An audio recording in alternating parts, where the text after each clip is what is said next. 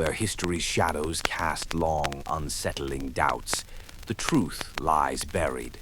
From cryptic wartime codes to assassinations that scarred generations, unearth the secrets the world tried to forget. Hosts Tim Gardner and Eli Frame guide you through a labyrinth of unanswered questions, where every clue pulses with danger and intrigue, and perhaps an opinion or two. It's not all facts because history never is. Welcome to the Ciphered Past.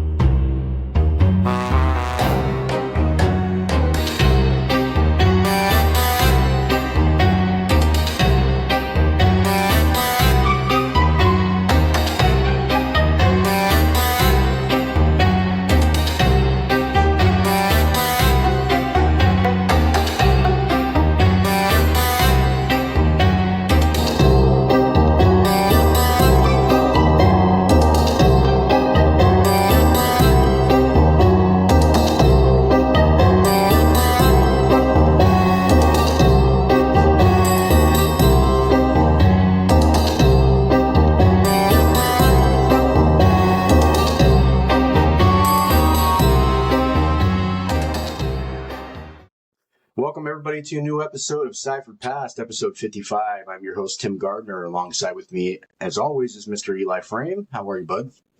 I'm doing great. How you doing, Tim? Doing well, thank you. Kids are about to get out of school. Daughter has her license now, so I think, Oh, my gosh. transitions, man.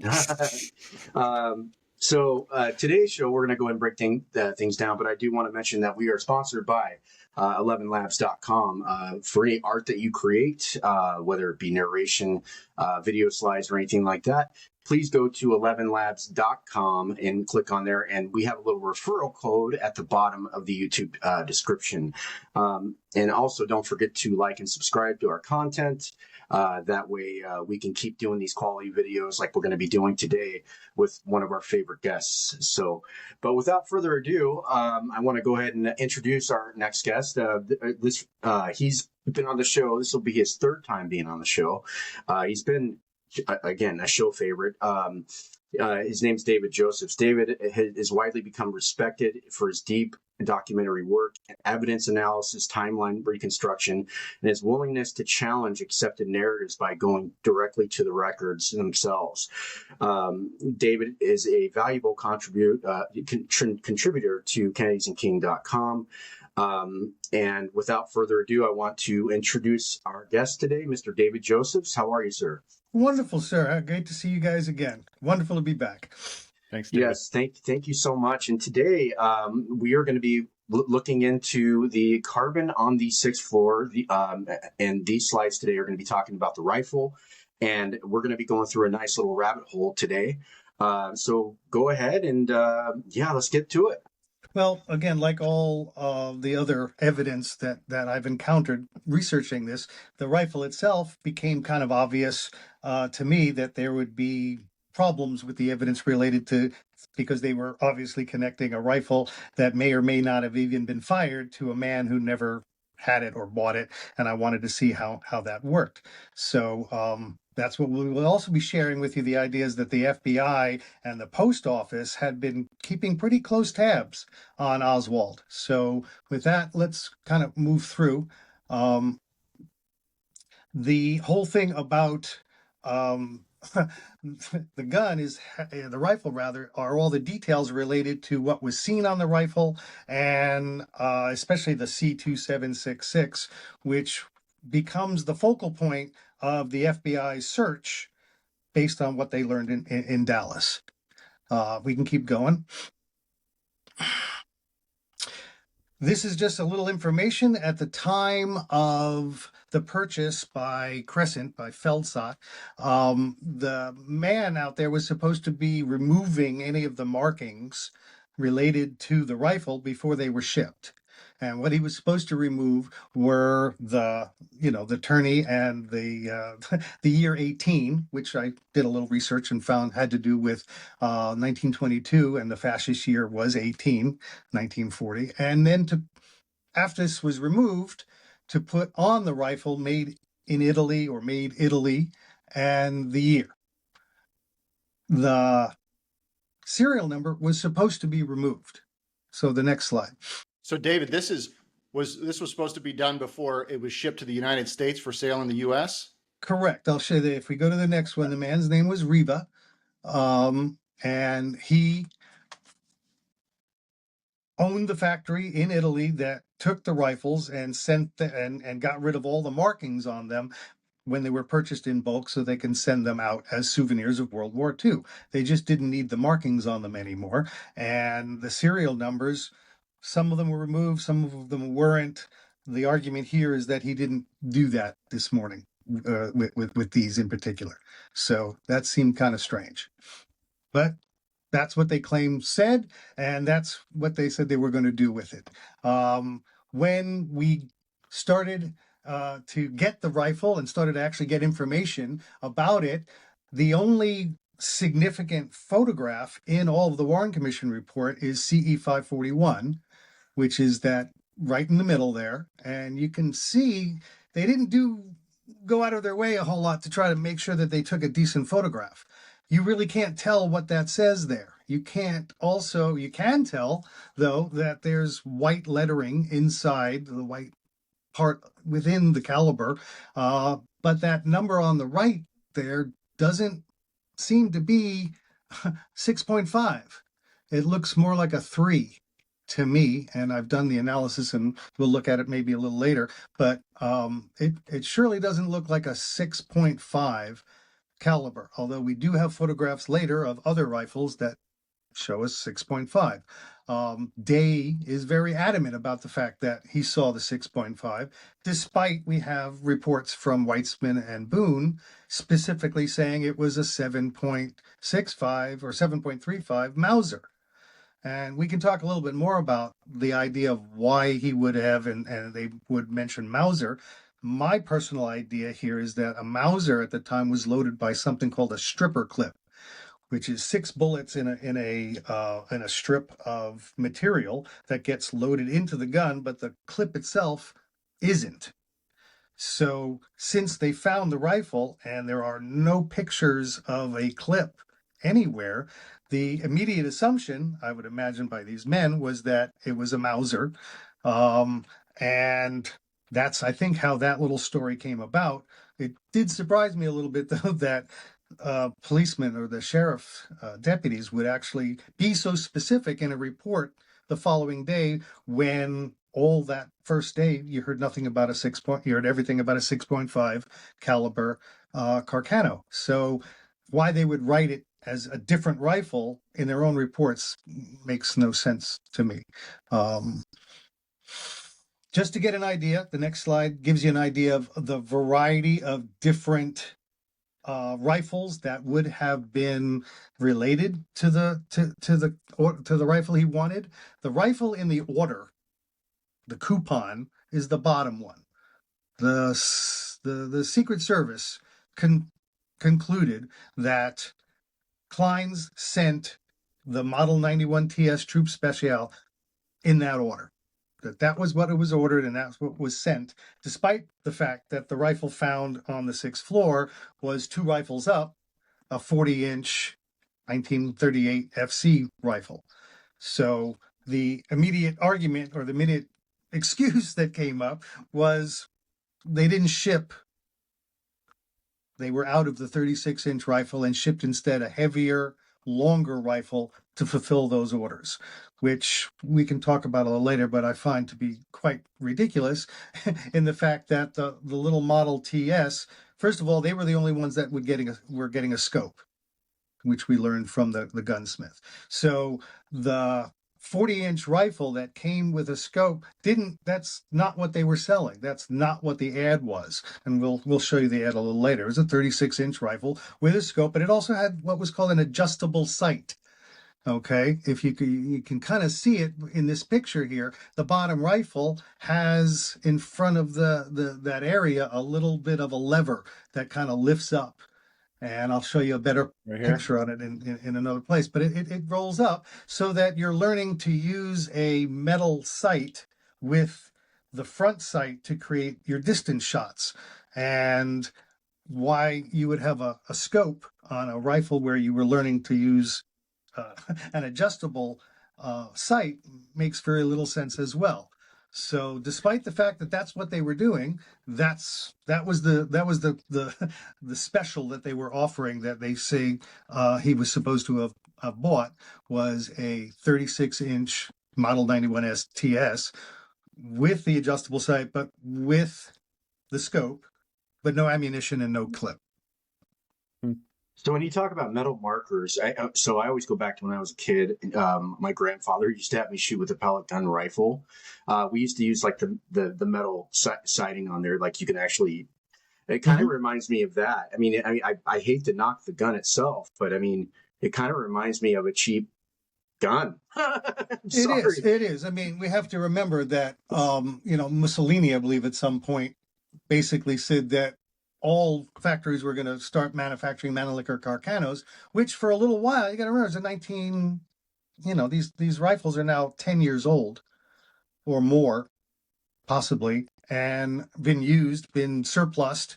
And from what I did the research, in the 15 or 20 years since 1940, when the army in Italy went back to the 6.5 millimeter, which is where they went from 7.35 or 7.65 and went back to 6.5. These rifles have been World War II collectibles, but they jam. They have problems, and most rifles are a combination of different rifle parts from different rifles to create and fix the one rifle, and that was happening all the time. And what we'll get into this shortly is that this man named Rupp, who worked for Feldsat and would get the orders, take the rifles out of storage, which was in a place called Harborside, and he would recondition them. He would fix them. He would make sure that all the rifles that were going to be shipped to Klein's or to Alden's or whoever else was buying them worked. Because for a long time, these rifles would just kind of explode and blow up. They were terrible rifles. You're right. Okay, so he had to fix them. This kind of coincides now as we look at his process. Rupp would then cross out the rifle and mention that it was replaced by a different one or fixed in each case. And that was his standard procedure. In the shipping cartons and what we get from Feldsat, from Rupp to Klein's, is that those 100 rifles on those 10 slips never got changed, never got touched, never got replaced, never got fixed, never got anything. So we are to believe that from Italy to Klein's, these 10 boxes were just simply moved forward and never dealt with. We'll deal with that shortly. So let's keep going. This is what I meant about the caliber and the close-up of the image, and the fact that we have a wonderful photograph of Lieutenant Day leaving the Texas School Book Depository, holding the rifle, and we see him walking with it. We actually catch a picture of him a little later that we use to show that there's some kind of clip out of the bottom of it. So you have a series of these pictures, but the very first photograph is extremely large and extremely detailed, and you can basically see there's nothing written on where the caliber would have appeared. These are both on the left side. The Day rifle and C-139 are supposed to be the same rifle. There's supposed to be a caliber stamp there. Right. I have subsequently found later on that we have a large image of that spot, but I don't know where it comes from, because while it says caliber 6.5, there's no white lettering anymore. It's all black with some coloring in it. So whether or not these rifles were, what did Day take out what did he take out? I mean, we really don't know what he took out of the Texas School Book Depository, because the photographs are so poor of the rifle in that location. We have Studebaker taking pictures. He takes the shells, but doesn't take the bag that's in the corner, and doesn't take any photographs of the rifle beyond it being hidden in the boxes. So we're left with very, very little information to see what was taken. And then we come to learn that when he drove, Lieutenant Day left, it was Special Agent Odom from the FBI who drives him to the Dallas Police Department and starts to mention to the other FBI people through his radio what the information from the rifle is so they can start figuring out how to find where he got it. Which we're going to go into now because it's so strange into how that worked out. This is just another look. There was a report sent from Rome, which many believe was written by William Harvey, that describes the weapon as a 7.35 caliber 38 modified 91 rifle, which is quite different from the one right here, which they claim is a caliber 6.5. Now, granted, if you look at it, doesn't seem to be a number after the 3. So I honestly don't know what the deal is with the rifle and what they wrote and how it looks. All I can say is that everyone else thought it was a 7.35. We have reports from deputy sheriffs that say it was a 7.35. It's only Lieutenant Day that claims he never said it, never heard it called a Mauser, and it was always a 6.5 from the very beginning. So this just gives you an idea of how right from the very first day, it was confusing as to what the rifle was, where it was, and who it was from. So David, can you explain a little better? I didn't understand what the snip at the top is from a document. Oh, yes, I'm sorry. Yeah, there was there was a 3-page document sent. Let's see here. Let me grab this. I wish we could run to the other one, but we got a 3-page document from Italy that describes what the rifle was and other related activities to the assassination. Again, it's a 3-page report. The weapons were sold to Adam Company at an average price. They completely contradict the story as to how this particular rifle went from place to place to place. So this is on the Italian side, the CIA, or I guess it would be the CIA, going to the manufacturer or the dealer of the Carcanos and saying, "Hey, how do you guys get these to the U.S.? What do you do?" Is that what you're saying? So on the Italian side, it's either that or William Harvey is putting together a list of information for the CIA, which he says we should move on and send to the FBI, so that they know more about the entire process that happened. It's a very detailed letter of how weapons get from Europe to the United States and how this particular one couldn't be what they said it was. Okay. So whether or not, again, and my understanding is they traced it back to the Rome CIA location where William Harvey was. Right. Why they would do this, why they would think it would cause a problem, not exactly sure why they would do that. Okay. But moving on, the big herring that we're talking about is the serial number that we've been repeated, the C2766. So let's see what the FBI did right away to find out what they were going to do with 2766. Over and over and over again in their reporting, they are focusing on creating C2766 as the one and only unique weapon that they could have possibly found and brought. The problem being that even though they're talking about the uniqueness of this weapon, this huge order from Empire Wholesale in Canada was sent, and every one of those rifles has the exact same measurements, distances as the rifle found. Hundreds and hundreds and hundreds of rifles were sent that were exactly the same. The one line that they have there is the only one of its type. The C14 rifle is the only one of its type which bears a serial number C2766, which is probably the only true thing that they have on here regarding what they found on the rifle. Despite the fact that there were hundreds and hundreds and hundreds of rifles sent without a prefix letter, sent at exactly the same time that the FBI is determining this order came.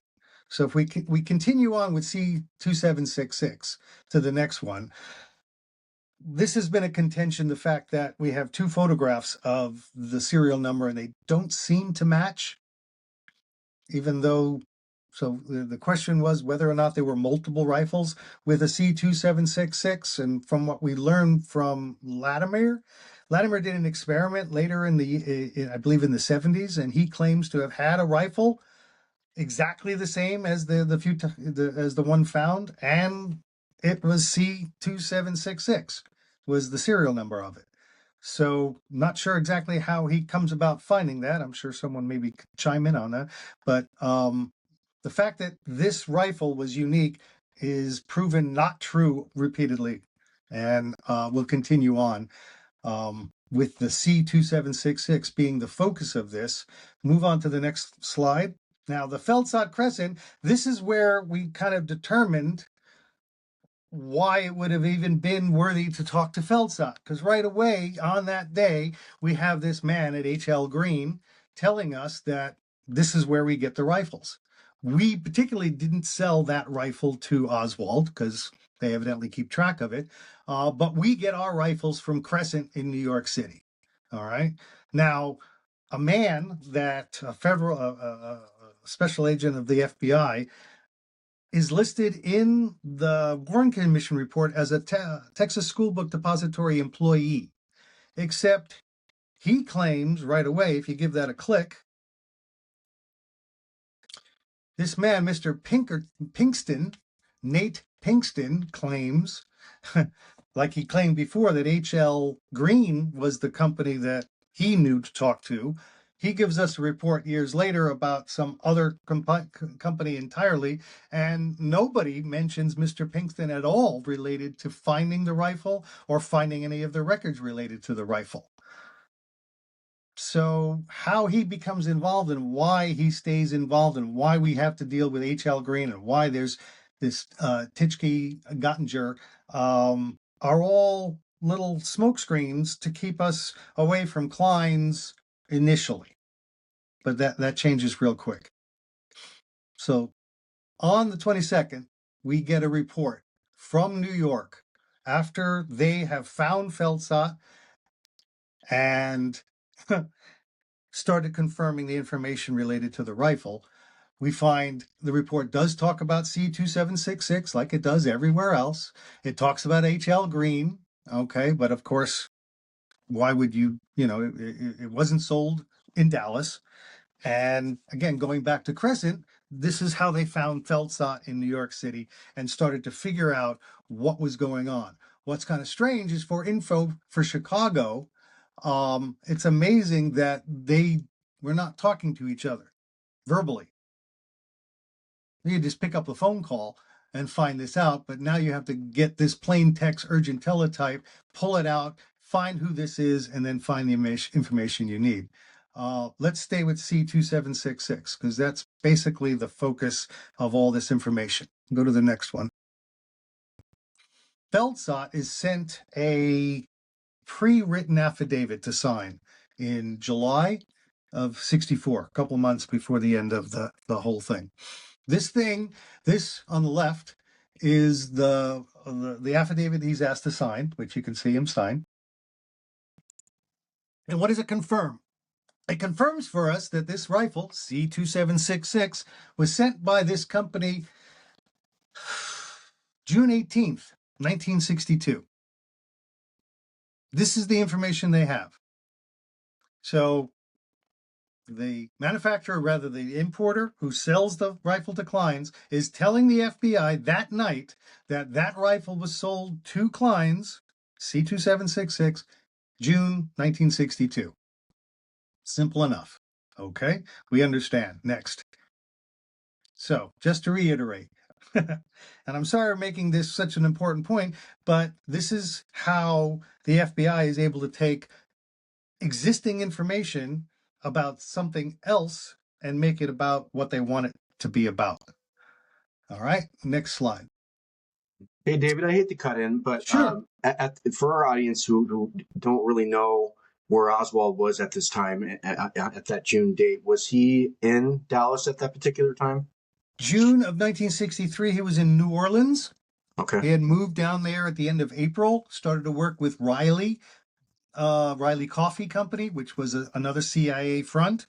This is where he claims to, or rather Judy Baker claims to have met him right around this time period. But this says So, June 1962. 62. I oh, apologize. I'm sorry, 62. June Getting 62, back from he Russia, had just returned from, I think it was June 11th or so, right around, he had just returned from Russia. Okay. Just got back to New York and was going from New York down to New Orleans, to Texas, I believe. Yeah.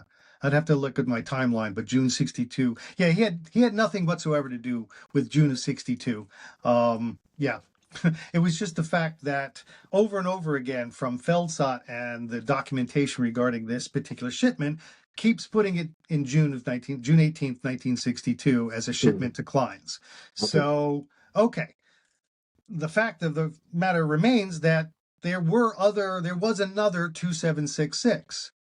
Okay. Now, whether it did, it didn't have a prefix according to this list of hundreds of rifles that we've got. And when they asked this man, James Umay, who claims to have been the Century Arms Inc. owner, which we know he wasn't, he's the one that provides the FBI with the 700 serial numbers on this huge page of all this shipment that was from Century Arms to Alden's in June 1962. Right around June 18th, if you want to be specific. Matter of fact, on the right there, the Century Arms to Alden's, I believe the date there is June, was it 29? It's like 29, yeah. But that's Yeah. the invoice, right? That's the invoice. Yeah. When the shipment was sent and what got there is another story. We also find out though that this James guy who tells everyone he's the president was put in place by the real owner of Century Arms, Suture, and his associates who had been working with the CIA for many, many years, importing rifles and selling guns, to run Century on this owner's behalf to distance himself from the company at this particular time. So, and this was, Gary Muir got this information down the road a bit. So again, Hoover wrote a note basically saying that there's another rifle that has the same serial, has the 2766. He wrote it in, but they really didn't make a big deal out of it. Okay, so as you say, you go to the next one. The reality of the fact is that of those 100 rifles, 6 of them had the same serial number as 6 of the rifles in the 100 rifles that were supposedly sent to Klein's or bought from Italy, per se. So this just shows that they were duplicated, or you mean they duplicate numbers? Duplicate numbers. The 766s? duplicates 1053. The prefixes were not listed on the list of that 700 rifles that were sold. So there could have been serial numbers on there. I just didn't see that they put them down. But that transaction did happen in June of 62 and does have a 2766 in it, as well as, I say, duplicates of others. So the fact that the rifles were already supporting duplicate serial numbers and had been messed around with for the 15 years prior is a fact. I mean, the reality of it is that having a rifle that matches the serial number is not that big a deal. There's many, many, many rifles that have numerous, and adding a G or a C or a letter to something is really not all that difficult.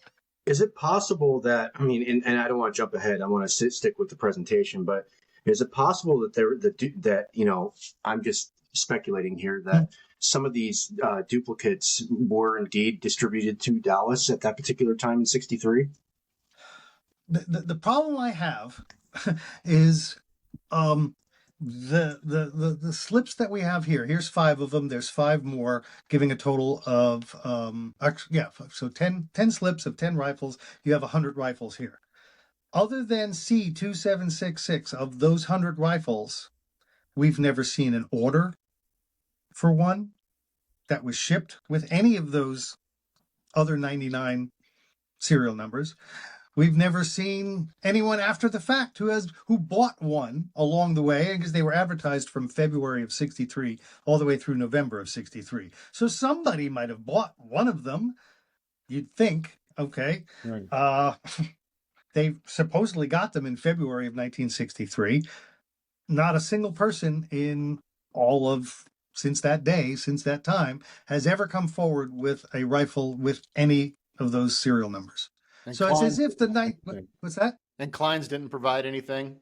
No, Klein's only gave us the packing slip. These 10 right. They gave basically an exact copy of these, which we'll talk about shortly. The reality of it is that these, it says customer invoice. This was the order from Italy to the United States. Okay. It says, 38E. 38E was the name of the rifle. That was an international rifle. If you're going to then turn around and sell and didn't replace a single rifle in all those 100 rifles, didn't fix, didn't replace, didn't take one out. Every one of these 100 surplus rifles worked perfectly, is what he's trying to tell us, because there is no documentation whatsoever that he did anything to these rifles. And the same batch of 10 packing slips are the proof, supposedly, that that's the order they got in February of 63. Didn't they just keep saying that it was in June of 62? So C2766 repeatedly is said as June of 62. Now we got to find these rifles. So next slide. They start looking at Klein's, and they start looking at Crescent. And at Crescent, they find two orders. They find a N2766 and a C27. It's actually 46. It's a mistake here. It should say 46. Point is, N27, not the C. My point is the highlighted area of that note is very specific about what Crescent shipped Klein's. The second rifle, the C2746, says was shipped to Klein's in March. 3/27/63. We don't have that order. We have no orders. No information from Klein's whatsoever, other than that one piece of paper from Walden that says that this order was sent in February. Okay, so now they have here's a document that's basically New York telling Chicago, we got the person who sent it. We have orders to Klein's, but we don't have C2766. We only have two rifles that are close. So okay, let's move on. Now, the next day, they confirm on the 23rd. So that was the 22nd. So now the 23rd is talking about C2766. And the fact that these records were disclosed, yet that serial number wasn't included in those orders. So as of right now, as of the 23rd, Saturday, the FBI has no idea what order and from where C2766 came or originated from. According to their research, we have two orders, no February order. No January. My bad. No June 1962 order. And no rifle that we've been looking for, as I'm saying. So as of Saturday night, they have no idea when and where that was sent, other than the June discussion.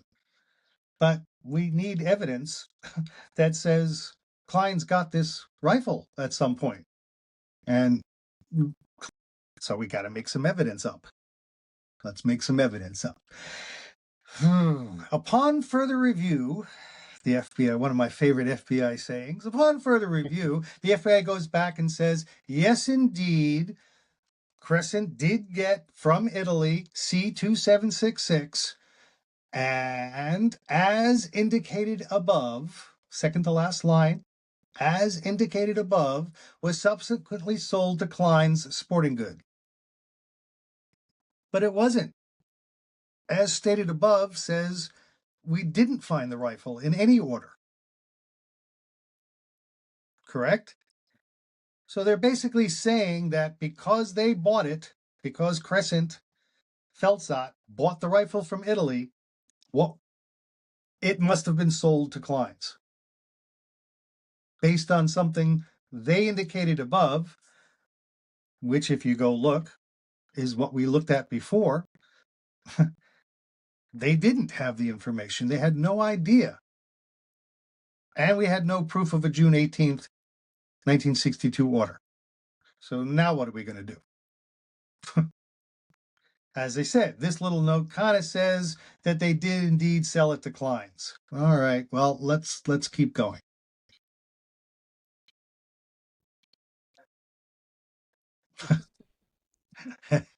See, now with no evidence, none whatsoever, on Saturday night or Sunday night now, they decide that serial number was still sold to Klein's, and all the information regarding June is just superfluous information. So, cue Hoover. Now, Next at slide. this point, Oh, Oswald's dead. at this point, Oswald has been, yes, by Sunday evening, he's gone. Yeah. So basically, the mysterious February 1963 shipment is used as some kind of cover.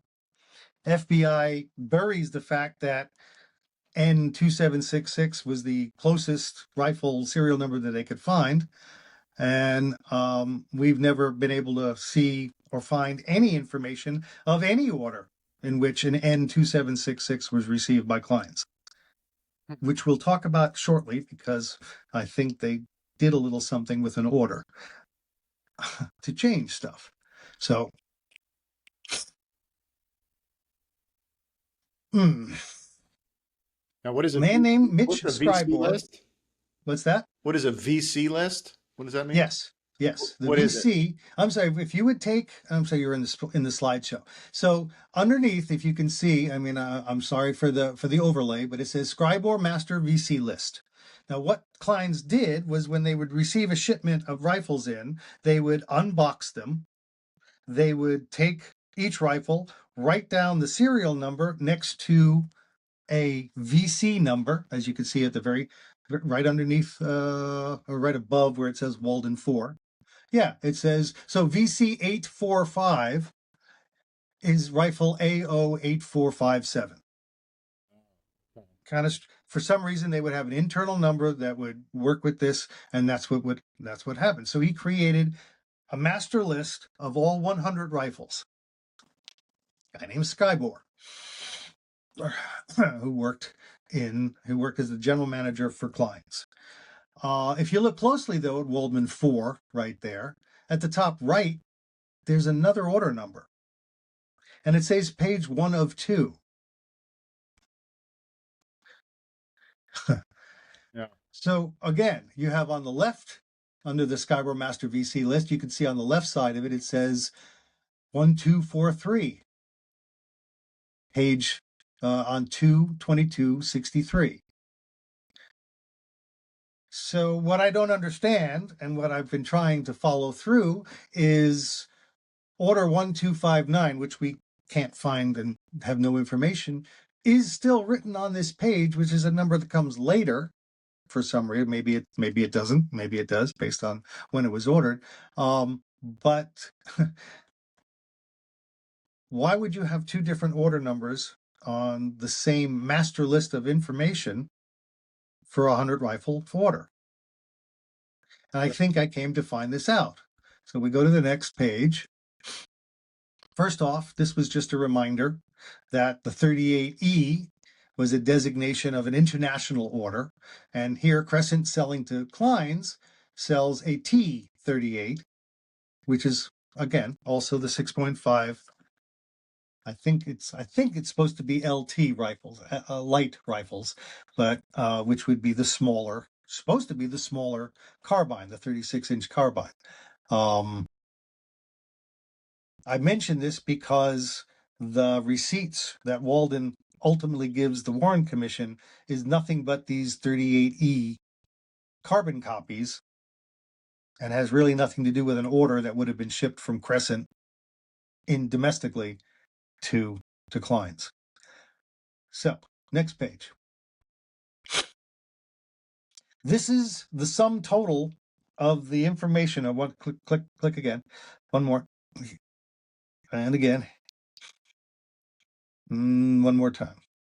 There we go. Okay. So basically, this is the self-corroborating evidence of the order Crescent supposedly sent to Klein's. On the left bottom there is that VC to serial number page that was created. If you look closely at it, which is kind of strange to me, when you make a carbon copy or photocopy of something, you get this dots and this moire kind of thing that goes on through the page. And if you look at a lot of the documents from the Warren Commission or from the JFK situation, you'll see a lot of these dots. What you don't see are the dots behind the numbers and letters of the serial numbers. Right. That, which to me suggests that order 1259, which is still written up at the top right of the order from before, was the original order for these rifles. And this was created, this page was created by whiting out or removing all of the existing numbers and putting in these 10 packing slip rifles. Stunner. Jeez. And I think so because, again, we've never seen a single one of these other rifles in existence. Not a single one. I mean, even by mistake, you'd actually find one. But Waldman, after he claims literally that by the 26th of November, the inventory that was supposedly there was removed so that nobody could buy one of these curiosity rifles, I guess.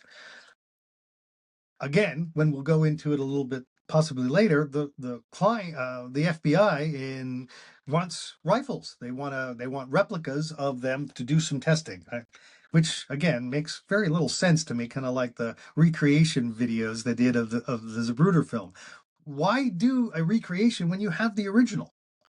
Okay, you have the rifle. You have the original rifle. Why would you need copies? To do what? Because each rifle is going to be different anyway. The worst part of it is that the FBI claims to have ordered them from Klein's and gotten them from Klein's, except the serial numbers of the rifles that they got don't appear on that list of 100 rifles. And that's the only order of those rifles that we have evidence for. I mean, it's hard to claim that we had these rifles before when the rifle themselves was different from the original order. The original order they ordered was the 36-inch carbine rifle. That was changed, the changed by and written in incorrectly, right? There's a different order. And it was changed to 100 of these FC rifles, which they got, which they did, or at least they were supposed to. The question remains, they advertised this rifle from February through November and must have fulfilled an order or two with them, yet they don't exist. So back to the main order. So you have the main order that's on microfilm. The 270502 is that one order form that they claim, and by writing in VC836 and C2766, that connects back where the arrow is to the master list, which is supposed to then connect back to the microfilm. Well, I don't have it. Do I have it on this one? I don't know if I don't think so. I have it on the other one. The microfilm, interesting part about the microfilm is that Special Agent Dolan and two of his buddies go to Klein's and get the microfilm from, are supposed to, We have a report in the Warren Commission that says these three men, who all signed at the bottom, saw Waldman take the microfilm, put it in a safe of his own, and was given not so much a receipt, but they acknowledged this is what happened in the report, that he has the film, that he will come and bring it and use it anytime they want during a trial or whatever they need. And they leave, or supposedly leave.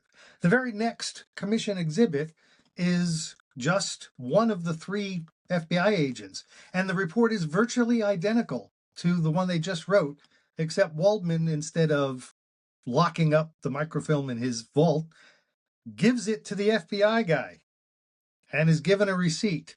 The other two guys didn't sign this report, only this guy, Dolan. And he goes off, makes copies of the microfilm, comes back and gives Waldman one copy of the microfilm, which we should be able to access if it exists somewhere today, because the microfilm original, supposedly at NARA, is gone. It's not in the box anymore. So we don't, again, so now we're back to what proves a rifle was purchased. These two pieces of paper basically are all that do it. By, again, connecting the VC number to the serial number and then claiming that when we got the shipment in February of 1963, which nobody mentioned to anybody ever,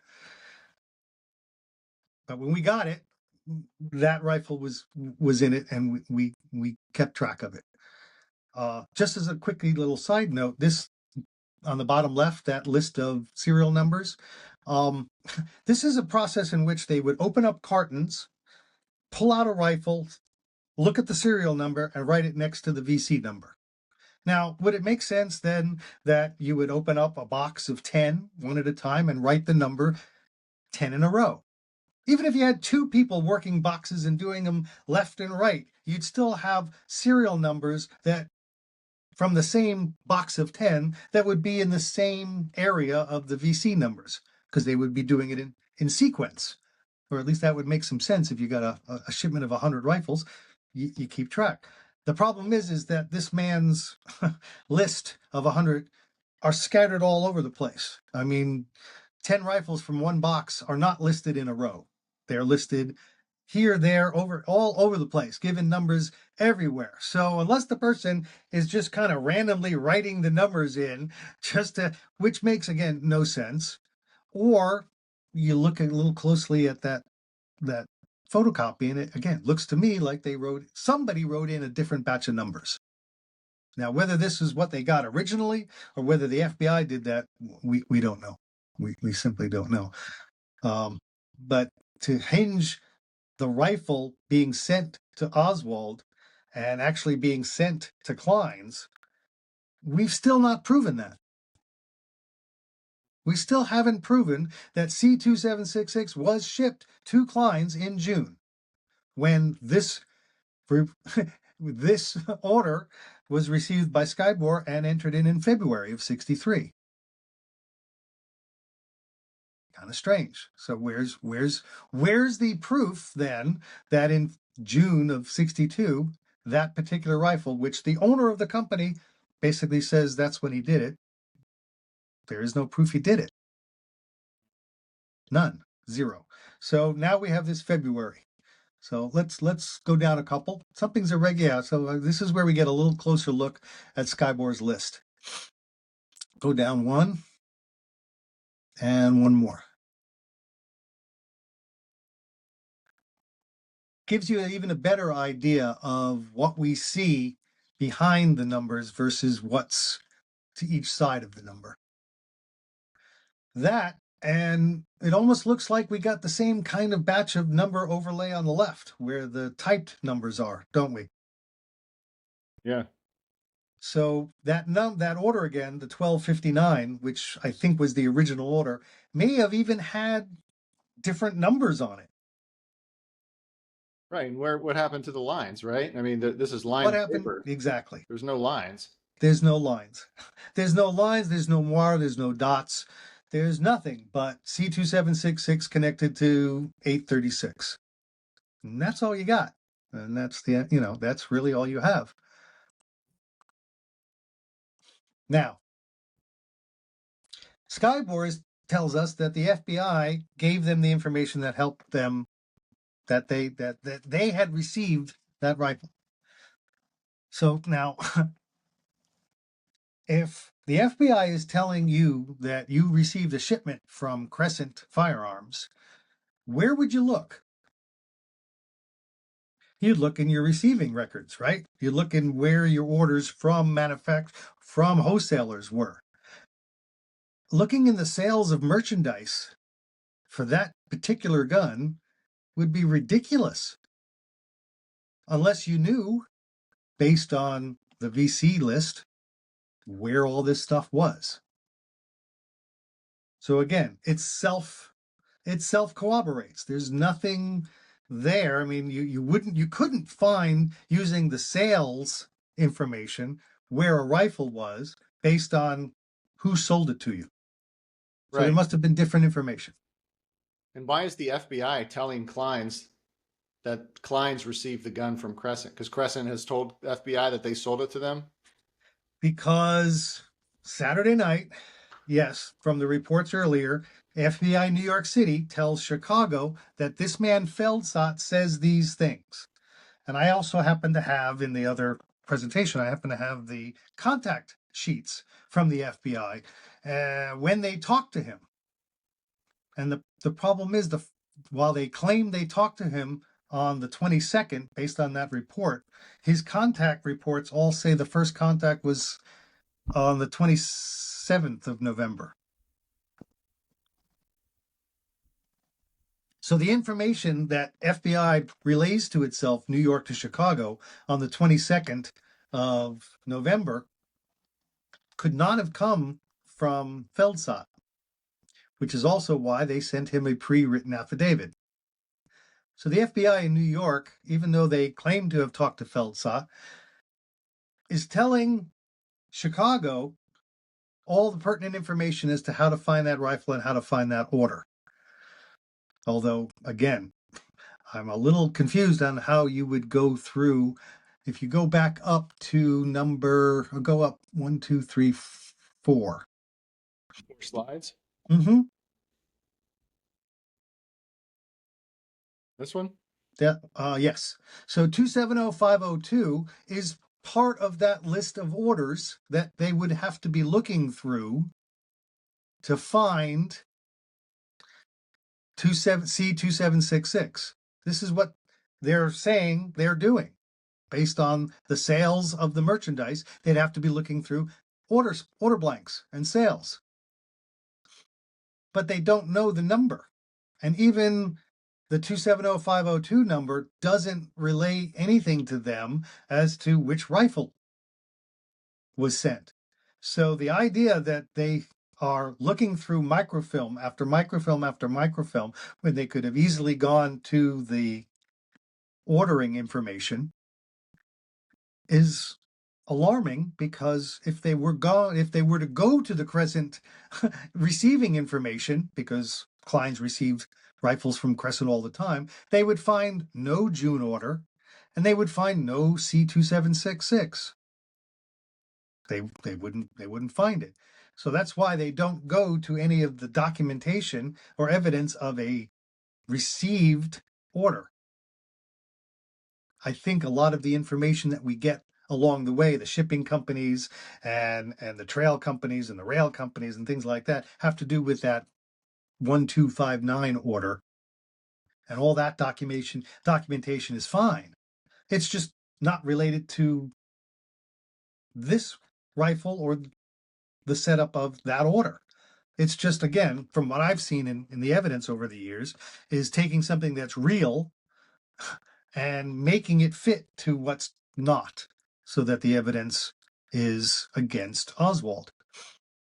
All I would ask, and it surprises me over and over again, let me just see one other order for one other rifle that was the 36-inch rifle that you sent the 40-inch rifle for. Show me one other order that's the same as Oswald's, and we'll be okay. they don't. They not only can they not do that, that would be impossible for them to do, because Skybore also kept a master book of all of these sheets. So there's 2 copies. We don't get to see that either. That's an FBI gone to history thing. So you will see this over and over again, and where you have this truth that is removed for the fakeness of the evidence that convicts. And since we know he wasn't involved in doing it and never could have done it, this information has to be falsified. I mean, and it screams false to itself. So if we go back down a little bit, back up one.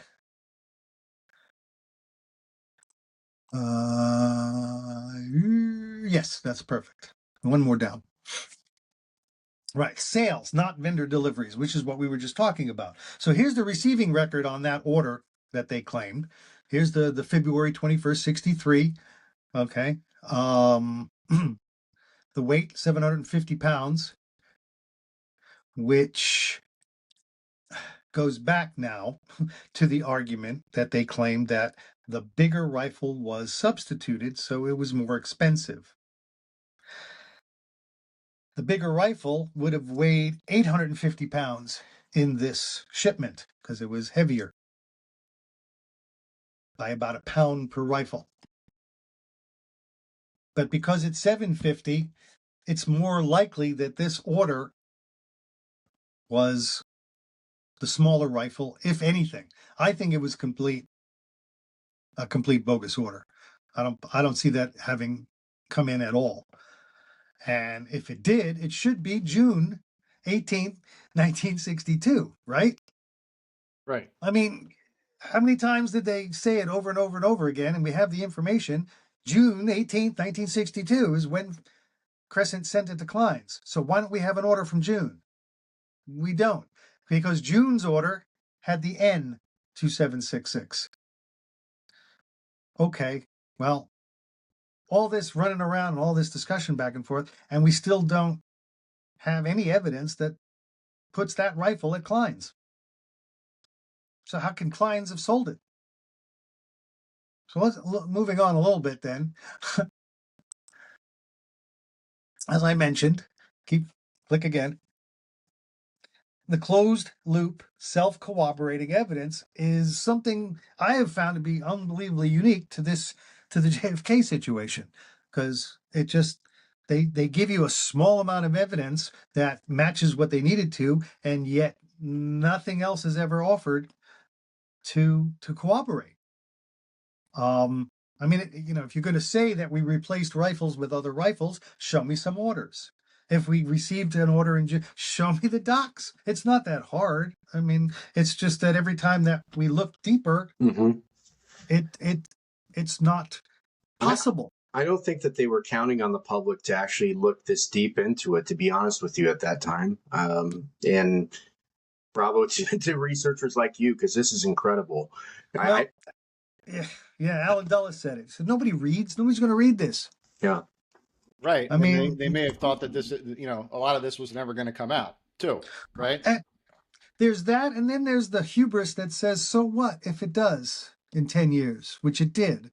A lot came out during the House Select Committee. I mean, it was a travesty and all, and it was a snow job, but it did come out that there was a conspiracy. Right. All right. Whether it mattered or not, but so what? I mean, this is the conversation we're having with a lot of people right now. Okay, this or that happened in 2016 or 2020. Okay. In 1963, this happened. Okay. Now we know that they got away with all the. What are we going to do? I mean, what are we going to do about it? Now, you're not going to put people in jail at this point. And it wasn't enough of a wake-up call that we did much of changing of anything. If anything, it's gotten worse since 63, not better. So, yeah, I don't see, until we completely get rid of the secrecy and look at more of the transparency in some of these things. But we also have to agree that some things can't be said out loud when it comes to the intelligence of the country. Right. Who decides, right? And who decides what we should see or shouldn't see? So In any case, this to me, when I was doing the rifle stuff, hit me hard. Was that there just simply wasn't anything else. I mean, even show me an order for one, the C20 T750. That's that order that was advertised for months on end. Just one order. Show me one. You've got the microfilm that has a couple hundred orders on it. Right. Just show me that microfilm. Yeah. So, but that disappeared too. Yeah. So based on the evidence that we have from them, Oswald is the only, or Alec Heidel is the only person in the United States who bought a 6.5 Carcano from them. From Klein's. From Klein's. From the order of 100 that was shipped to them. Yes. So that was you got to remember, the guy up in Canada sent 700 of these rifles to Alden's. Yeah. Okay. One of them's 2766. So do we ever see any of those? We haven't really followed up on all of that because that order didn't matter all that much. We do know that Hoover was aware of another 2766, and we do know that Latimer did experiments with a rifle that supposedly had a serial number of C2766. So it's not like they were unique rifles. And anybody with the skill could put a serial number on a rifle. So, and I imagine that the FBI had some skillful people, you'd think. Hopefully. Yeah. So, all right. Well, now, when you say that the FBI arrives at Klein's, there's no C2766 in Klein's records until they leave. Does Klein's have to be witting in all of this? I think you will find, as we did, yes, they do. Because, again, from another presentation, Waldman and Skybor had nothing to do with the order at all. Okay? There's two other men. And Casper, his name, I have it. It's actually in Waldman's testimony when he talks about the people who did all the work for the rifle and everything else in the shipment did not work for Waldman, did not work for Skybor. They never called in the man who was in charge of that, the Vice President Casper, and the people who actually did work on the orders. So, I mean, now, in the middle of the night, if you don't have that evidence that there was an order, the only thing that you need to make this work is that order form with the stamp on it, and instead of it saying VC something else and a different serial number, you just put this information on. Even if it was blank. You put Alec Heidel on it. Well, yeah. Yeah. Again, the Heidel comes from the money order, which we'll talk about shortly, because the money order does need to be mentioned, which we'll get into.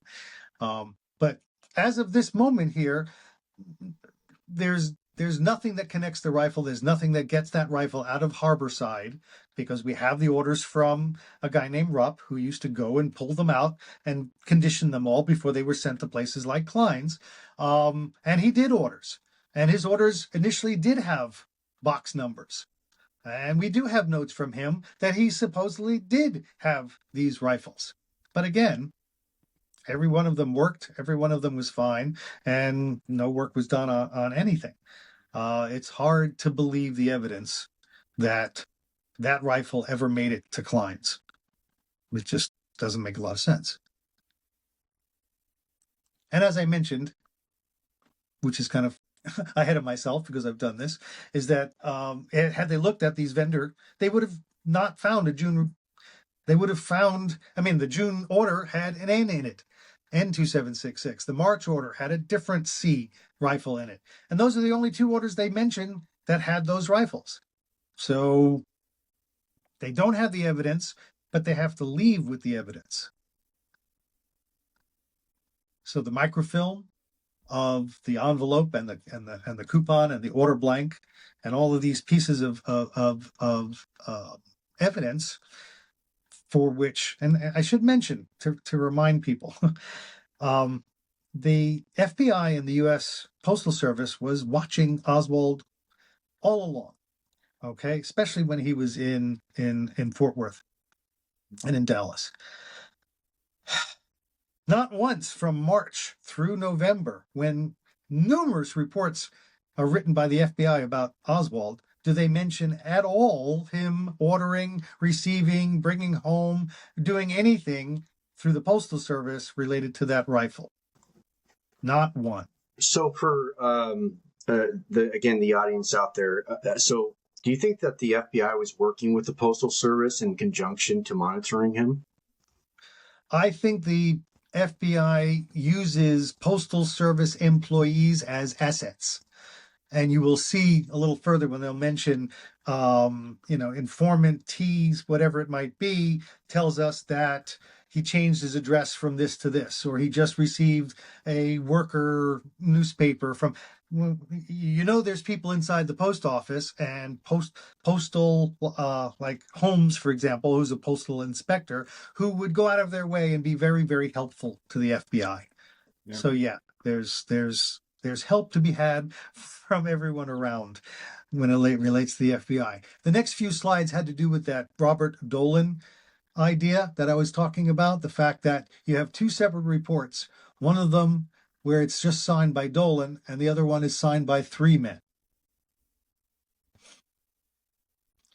The Tote and Mahan special agents are virtually invisible other than this one document. There's virtually nothing else in the Warren Commission documents with their name on it or their involvement, which is kind of strange. Next one. No, go back up one.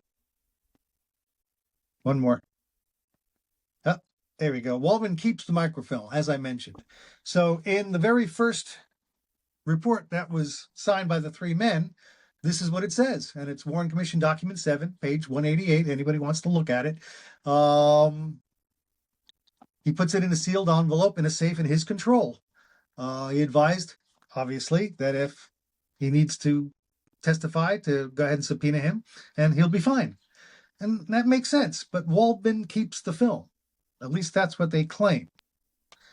All right, next one. The very next page of the same Warren Commission document is the report where Dolan is the only person signing it. And it says that Waldman was furnished a receipt for the microfilm. And Dolan takes it. So we don't know which one it is. This is the only time Dolan writes a report in which he claims to have taken the microfilm and given a receipt. This is the only place it's written. So how do you have a chain of custody? How do you create authentication or authentic evidence through uniqueness or chain of custody when you have two reports that directly conflict each other as to what happened to this terribly important piece of microfilm that has the only information that connects everything? And is Dolan questioned by the Warren Commission? No. No. No. Okay.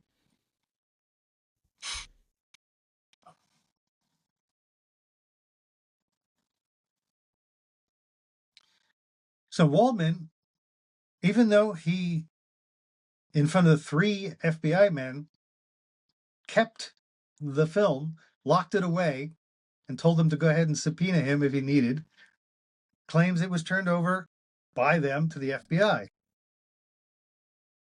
So now he's siding with Dolan and the repetition of things.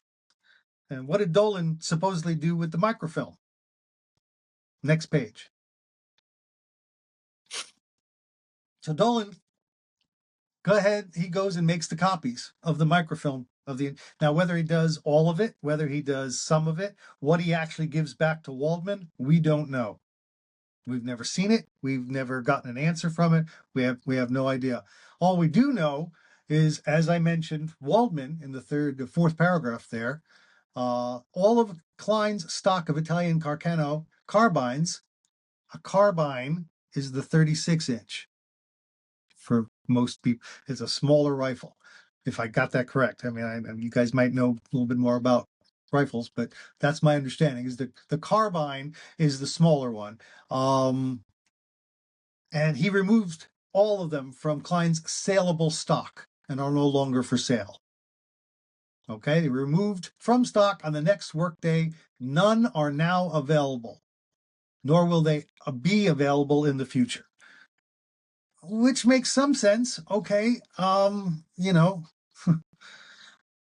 if, but when the FBI asks for their own copies and the Kleins provides them, you'd have to think that they would have got them from this batch of rifles, and they didn't.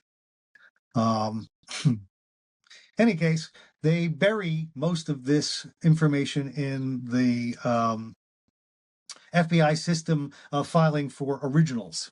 Turn the page. See, they keep all these originals so that it's so easy to find them, and we'll give you copies of what they actually said. And this is kind of back to, this even dovetails over to the Zapruder film and CE-884, the little legend that they sealed into a canister and basically said, here's what it really says.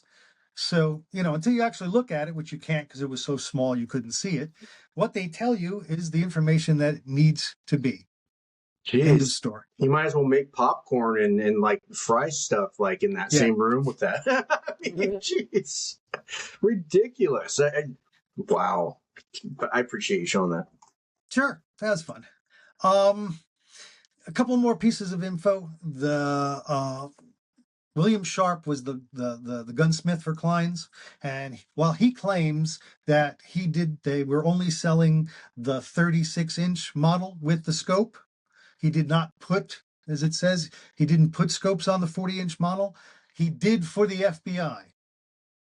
And Sharp says that he mounted at least 12 rifles, if not more, with scopes for the FBI, which is extremely surprising given the documentation that we have. If Klein's is doing this and the Klein's gunsmith is doing this, one would have to assume that out of the 100 rifle order, if they weren't going to sell them to the public, which made sense, they would give some of those to the FBI. Again, the serial numbers don't match. So there's where these rifles the FBI acquired is anybody's guess. We really don't know. And again, why would you have multiples of this other of the original when you have the original? Right. And this kind of dovetails into the clip idea. And where did the clip come from? Was it really with this rifle? Did it come with one of these subsequent replica rifles? So again, we don't know. The replicas are supposed to be almost identical, and they are. I mean, if it's an FC rifle.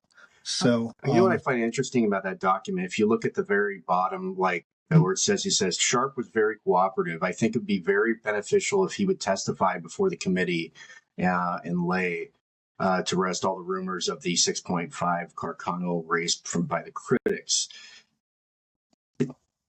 Yeah, but he doesn't. Yeah. Yeah, a lot of people, like the bus driver from San Antonio to Dallas when he was coming back from Mexico. We're going to talk to him too. No, we're not. No, we're not. We're not going to tell you anything. All right, let's keep going. Speaking of the devils, here is evidence that here are 4 of the rifles based on information. One of them is from December 9th. The other one is July 23rd. I don't have any information in between that talks about what might have been 8 more rifles or more.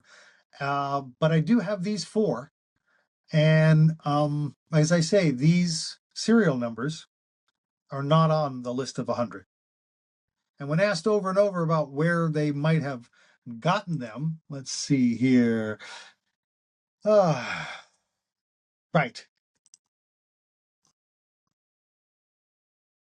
Yeah. Okay. So this, they just don't say anything. I mean, they basically in the letter from July of '64, they're talking about calling Klein's again to ask for some more rifles and scopes.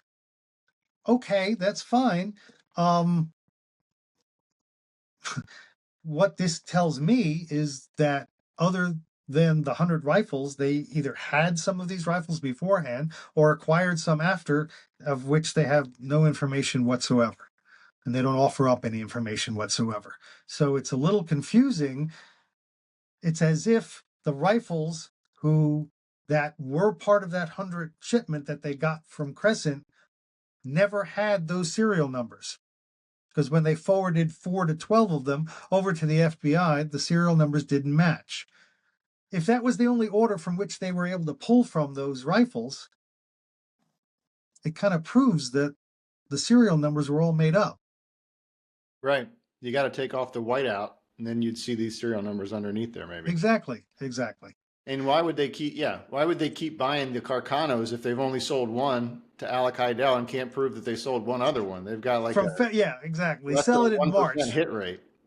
I mean, literally, they're advertising this every single month, February through November. It's quite funny They to sold one assume. $20 rifle. Yeah. Yeah, exactly. And they offer a clip and ammunition from which he doesn't buy. All right, next one. This is what I was telling you before.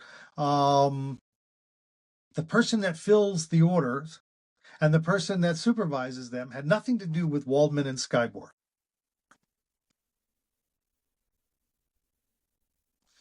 Westra is not interviewed until much later, and he's not very cooperative. And Casper, as it says, goes on to own Klein's later on, and he's not going to give up anything, which is kind of strange. You also have these other people. I believe some up top there, you have some warehouse workers and related people. But next one.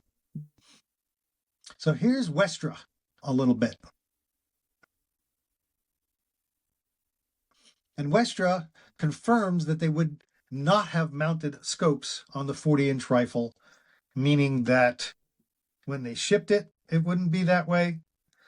They would need to do more work to it. So that's where I think the Alba story comes in. Not Alba, I'm sorry. There's a gun shop in which supposedly after the assassination, they found a ticket that says Oswald on it for the tapping of 3 holes in the rifle for a scope. Right. Okay. Except over and over, they talk about it. The rifle would have been shipped with the scope already on it. So like the paper bags and like everything else, you have to have backups to backups. And I think that little story about having the drilling makes up for the fact that if they found that the scope really wasn't shipped with the rifle, which we know none of it was shipped anywhere, it really doesn't matter. It just didn't matter. What got me very interesting was this Lido Lucchese. Isn't Lucchese a family name, a mafia family name? I couldn't find anything beyond Westra referred the interviewer to Skybor, which really Skybor, and Lido Lucchese. Don't follow. I have yet to find anything regarding Lido. If anyone has any information, I'd love to hear it. And Mitchell Skybor, his report here, looking very similar to this, was basically he was very uncooperative and not interested in talking to anyone. This is the Skybor guy. This is the general manager of Klein's, who is witness to the FBI creating the evidence necessary to connect the rifle to Heidel and Oswald. And I think he just got disgusted, was told to be very quiet about it, or Waldman and Klein's were going to have a real problem. And I think that's what happened. So in any case, if we keep going, this is something I mentioned.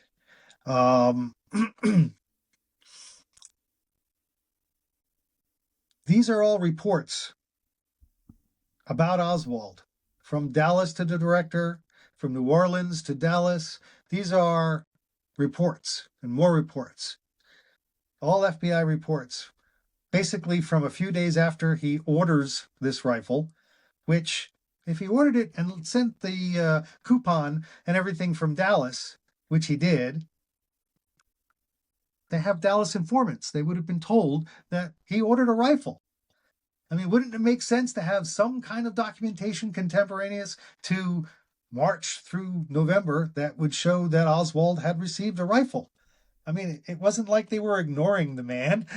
Right. They were keeping tags on him all the time. They would know in my opinion, they would know 100% that the man ordered and picked up a rifle.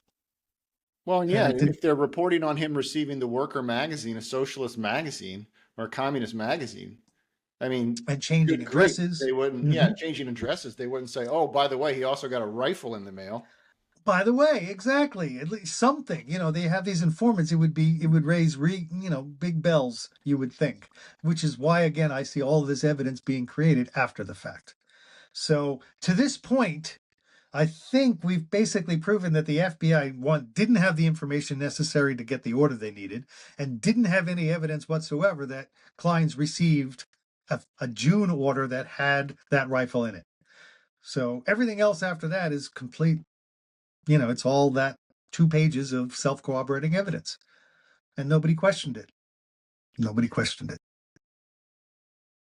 Now, one more little piece of evidence had to do with the fingerprints related to the rifle. Okay, and Day talks about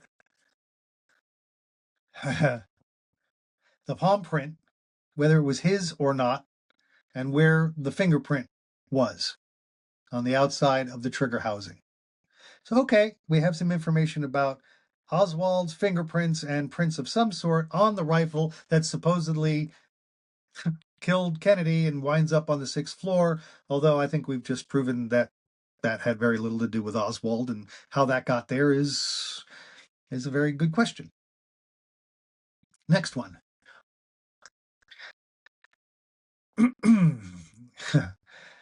Lieutenant Day basically said that he originally covered the fingerprint with some tape, but did not cover the palm print, which we'll talk about later. But more important is you can see where the tape was, where it was covered on the top left image on the right side of the trigger guard. Correct? We can see top right. There's another photo. Doesn't really show, might have been before, might have been after, and you can't see a whole lot with what he's doing in picking up the rifle in the Aaliyah film on the right. But we do see him holding it up at 6:15 on Friday at the Dallas Police Department. One of them shows where there should have been a print, and the other one doesn't. The large photo of it doesn't show much at all. So go to the next one. When asked,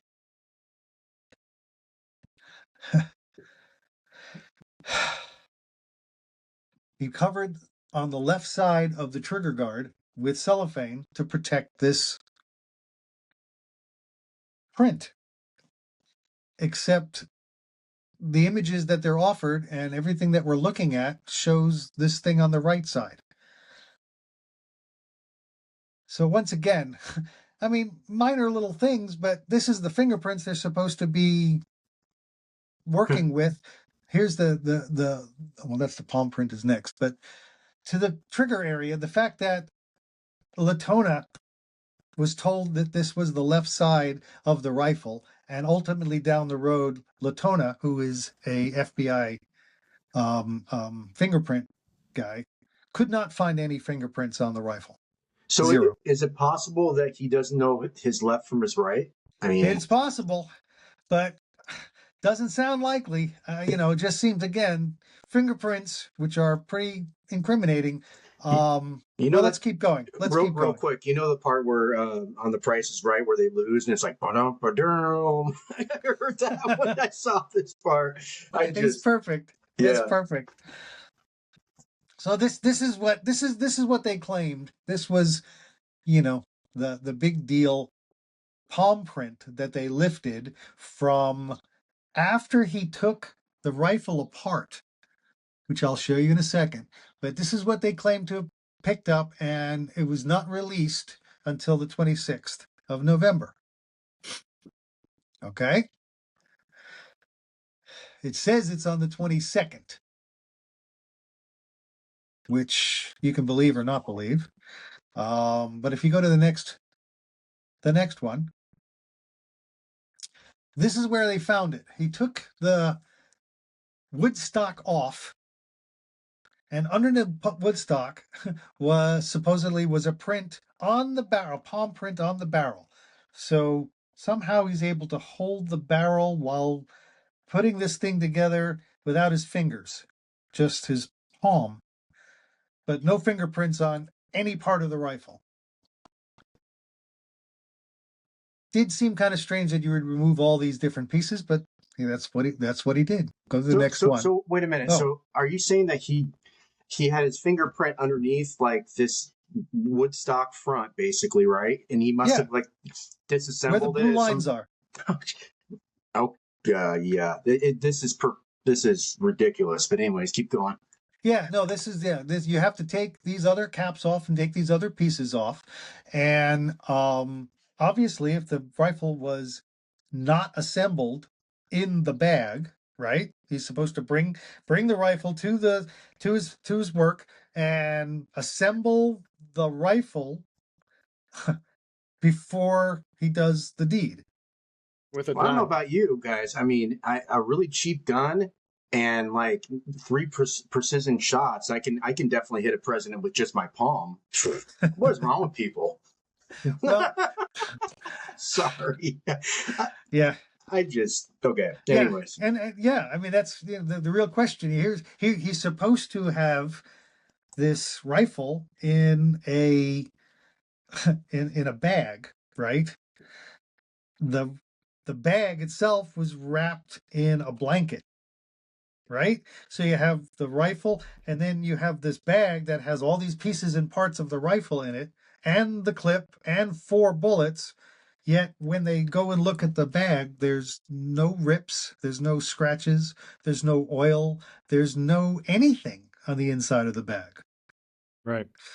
And you have both Randall and his sister talking about a 27-inch bag of floppy, this floppy bag that Oswald is supposed to have taken to work that day for his lunch, yet he bought lunch that day. Apple, yeah. So, or it's just kind of strange all the way around that this rifle, which needed to be put back together, and that barrel would have been off of the rifle if it was fully unassembled for travel in a smaller bag, because otherwise you have a 42-inch or 40-inch rifle that you have to account for. So if you take it apart, you drop that down to 34 inches is the largest piece. But either way, you have all of these pieces and metal and parts, and he's putting them together, supposedly within a half hour of when he does the shooting? Yeah. Whenever. So the only fingerprint, the only print on all of this rifle, on everything, is just this supposed palm print and this one fingerprint on the opposite side, on the left side of a right-handed rifle. Okay. I mean, if that's what you say, it just seems kind of strange that would happen. And I guess the real question is, if you go to the next page, while Lieutenant Day says he finds this palm print, but chooses not to cover it when he sends it to the FBI, Latona, who went over the rifle many, many, many times, simply could not develop any prints at all off of the rifle, off of the weapon. There's nothing that connects the rifle to Oswald. So, I mean, these prints, while they wish they were there, they wanted them to be there, they're not there. And even if they were there, what was happening between the 24th and the 26th? Wouldn't this corroborate with the story about the mortician that had the authorities come in and they brought the rifle in with them? I mean, that's really the only thing that can make sense to me. The thing about that would be, to me, is you would have then a good print. I mean, if you're gonna, if Oswald is lying dead, and you have a rifle that has metal parts, right? First of all, how you gonna take it apart and do a palm print?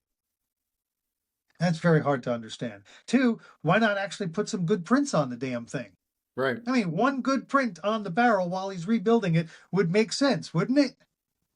Well, yeah, Yeah. his fingerprints would be all over it. I mean, like, You'd think so, even yeah. if it was bad, even if the fingerprints got smudged, something. Latona is basically saying he could not develop any prints at all. So either they were all smudged and it was all terrible, or he never held the rifle. Or he was wearing plastic gloves, Right? which, Yeah, you know, that's what he was doing, wearing plastic gloves. And what gets me about the lack of fingerprints is, okay, so you have to say that he wiped it down after he shot, right? To You get could rid of say it. that. Not under the barrel, not underneath where you have to No, I take the agree. I rifle agree. But apart. everywhere else, he'd have to wipe it down, which, you see in movies makes sense. But then he leaves the shells on the floor and the bag. And again, you have four bullets in a 6 bullet clip. Bullets are metal. You have to somehow put them in with your hands. They never checked. I mean, actually, Latona does. Latona claims that he does check the clip for prints, and there was nothing there either. Right. Yeah, that's the only mention of the clip, and we can talk about the clip another time. I've been asked a few times online about the clip. I do have some info on it, but we'll get to it. Let's go to the next page here in true FBI style. The palm prints that we have in inventory from the Dallas Police Department disappear. We don't have them anymore. The partial palm prints and the negatives of the palm prints, the photos given to the FBI on the 26th of November are gone. So we don't have to worry about whether he actually did or didn't. You couldn't have proved it anyway, one way or the other. I mean, Latona would have been called to testify and say, no, there was no prints on the gun. And we can't do a whole lot about that. So, and that's where the story is. I mean, again, the Warren Commission report can say whatever it wanted to, but the reality of it is that the documents and the evidence behind it tell a completely different story every single time. Yeah. We only yeah, have but shells right there. yeah, All right. and also, Wait. but it's case closed though. Just tell Gerald Posner all this stuff on here. I mean, if he even did a fraction of what you've been able to do, yeah, the case is open, like Mr. Weisberg said. Right. Now, the FBI does put out a little blurb about the latent prints and why we can't show them to you. Go to the next page. Read that. As the committee has been advised previously, the response to the telephone inquiry, the latent print lift constitutes a topical matter that precludes retrieval of records through the normal method available at the FBI. Click again.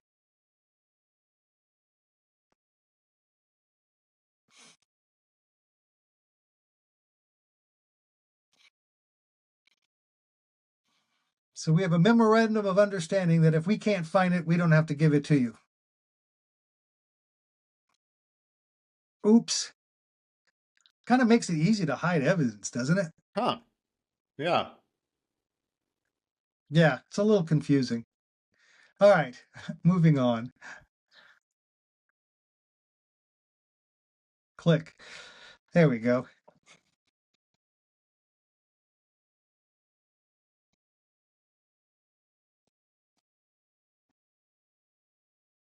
So this dovetails back into your mortician story and the fact that if that actually happened, they didn't do a very good job, and that wouldn't have been on the 22nd. It would have been on the 24th. So one would have to think that anything that was mentioned or said about prints on the rifle prior to the 26th is a lie. And as I mentioned, I don't see a caliber on the rifle that Day walked out of the Texas School Book Depository with. I don't think that was the same rifle. Personally, I think that the rifle that ultimately becomes the murder weapon is possibly even provided by the FBI. So Roger Craig came out with that Mauser story. Do you think there's any validity to that? I mean, in the early stages, of course, all media outlets had the Mauser thing on there. What's your take on that initially? It took for the mix up with this and the Carcano. Yeah, I think I mentioning before about the stripper clip for the Mauser and the fact that there was no clip anywhere, even after they, and nobody even mentions what should have happened is when they found the rifle and they saw that there was a bullet inside and they clicked it and the bullet and the bullet came out. The clip is supposed to fall out of the rifle. Now nobody says anything about it getting stuck, it hitting the ground. We don't hear a word at all about the clip until, and even then, it's written on a day document in a couple of places. The FBI mentions it, but it just materializes in the photographs of Day walking out with the rifle and underneath. So that has to mean that either somebody jammed it back up in to the rifle, or what? Again, I don't even know where they could have gotten it. That's one of the strangest things to me is the photographs of the of the clip outside of the in that rifle. I can't explain it at all, and nobody can explain to us where Oswald would have gotten the clip or the ammunition. And we can talk a little bit about the ammunition in a minute. Let's keep going with this. I want to do the money order because it while a lot of people talk about it, they don't really fully grasp how this was also used to set things up, and it's not real, just like the self-corroborating evidence. Next, yes. Let me make sure I have this information here the way I want to. It might be on the other one. Okay, I think it's on the other one. I want to mention one quick thing. The March 12th, 1963 date, and the fact that the number of the postal order is 2,202,130,462. And I have another graphic on a different area here that talks about the start of the Dallas office using this money order book per se, because you can see you tear it off. Basically, you tear off one and you tear off another, and there's a stub that's left.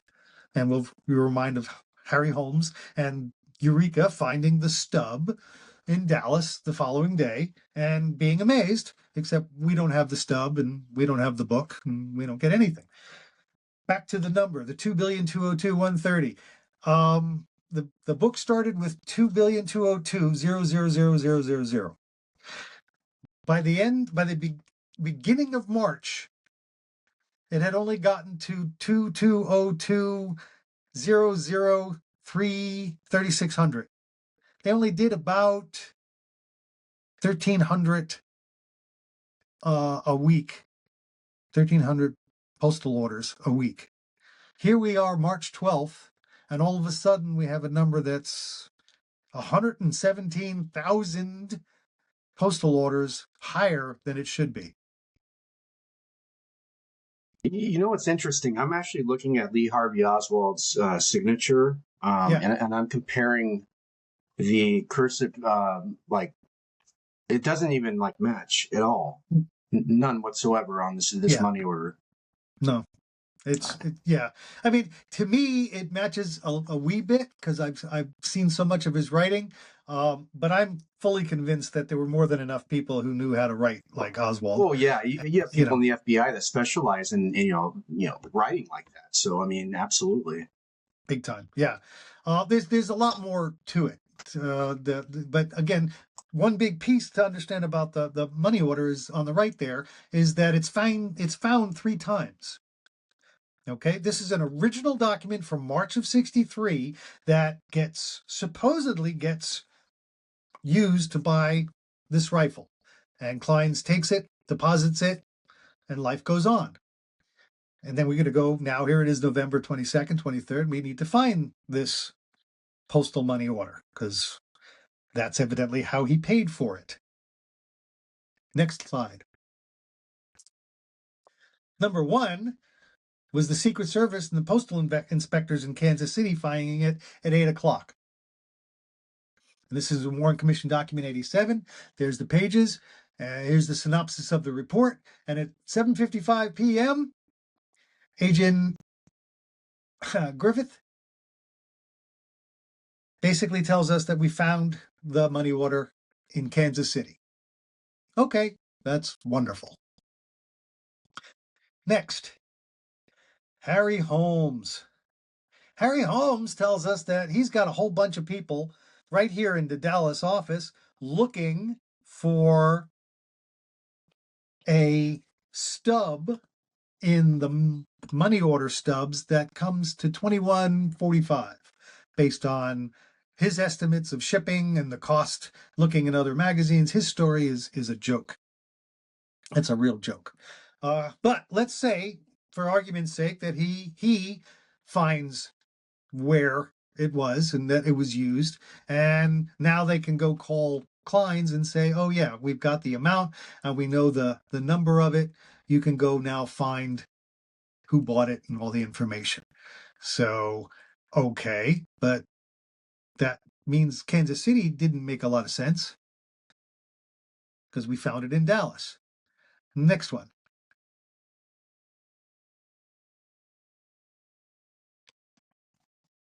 In Alexandria, in Virginia, at the U.S. Postal Service, one of their main branch with all the computers and all of the information, all of the records and everything that they store, a number of people are met at this location, including the postal guys Jackson and Marks, and the Secret Service John Parker, and ultimately John Grimes. But we're told that the postal money order now, the original, is obtained from Mr. Marks at his home. Mr. Marks is known. He actually testified about the processing and the movement of postal money orders earlier, years before, and explains to us how they work. So this is a really stupid question, but why would that be at Mr. Marx's home? Well, the only thing I can think of is that Marks and Jackson, the story is really quite strange. You'd have to almost read it in one of the essays that I have, but they claim that they met the Secret Service guys and that Marks and Jackson fired up the computers to help find where this was, and once they found which postal, where it was, they were able to find it at the Alexandria location, which to me, what you'll see is that these postal money orders never made it through the banking system. If you look at the back, like we're looking at right now, the only stamp on the back there is the Klein stamp. My bank, Klein's stamp, is the First National Bank of Chicago. This is our information. We stamp it for deposit.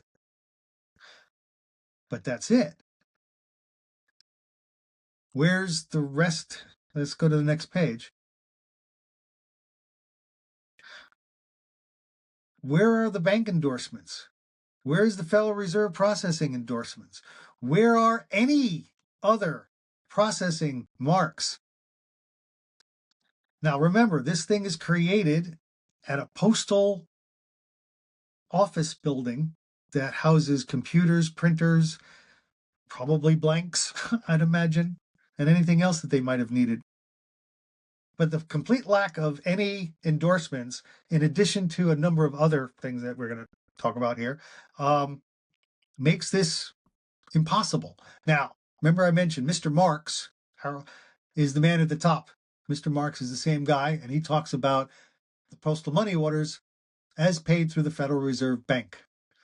Same thing with the information right from the Reserve Bank, that most postal money orders get endorsed and processed just like anything else. There's been a long time discussion and argument about, from people like Posner and others who are anti this information, that these postal orders wouldn't have had to go through any processing, and that they would have been just deposited, which is folly. I mean, it's just absurd. They put stamps and checks on everything. So this slide is just to kind of add proof that because it wasn't processed and it just came into existence, there's no reason to believe it was real. None whatsoever. I mean, basically, it's just, I hate to really put this out there, but I think it's actually just a typed up IOU, basically, without any stamps or. It's like, here's a ledger without any like professional. It's really seals. just a piece of paper. Yeah, it's really just a piece of paper with some writing on it at that point. Yeah. But it should, just like the at Klein's, we should have looked at the vendor shipments to find out what we were looking for. It's the same thing here. We could have easily gone to the Federal Reserve Bank and identify and learn more about that postal order because they would have processed it. They would have processed it from certain locations. But they never did. They just never did. So again, we're back to a piece of paper that is being claimed by Holmes to have come from a book of postal money orders, which is how they're done.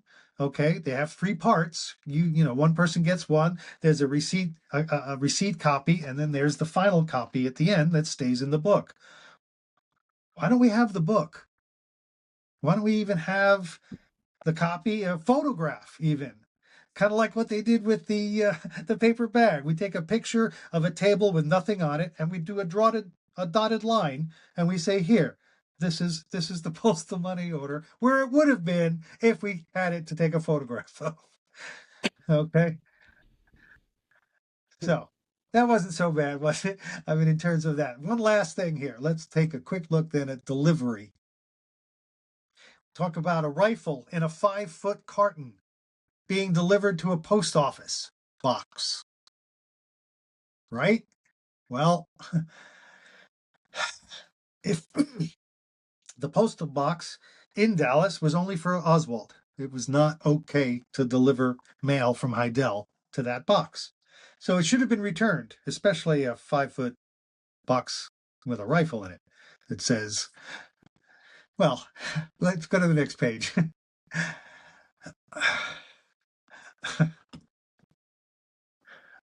Now, the rules at the time was that this 5-foot box had to say firearms on the outside of it. All right. And it had to be about 5 foot long. And Waldman says the rifle was fully assembled with scope, which it couldn't have been.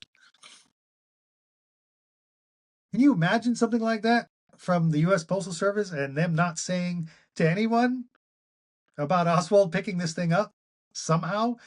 But wait, how would he have picked it up? Let's keep going.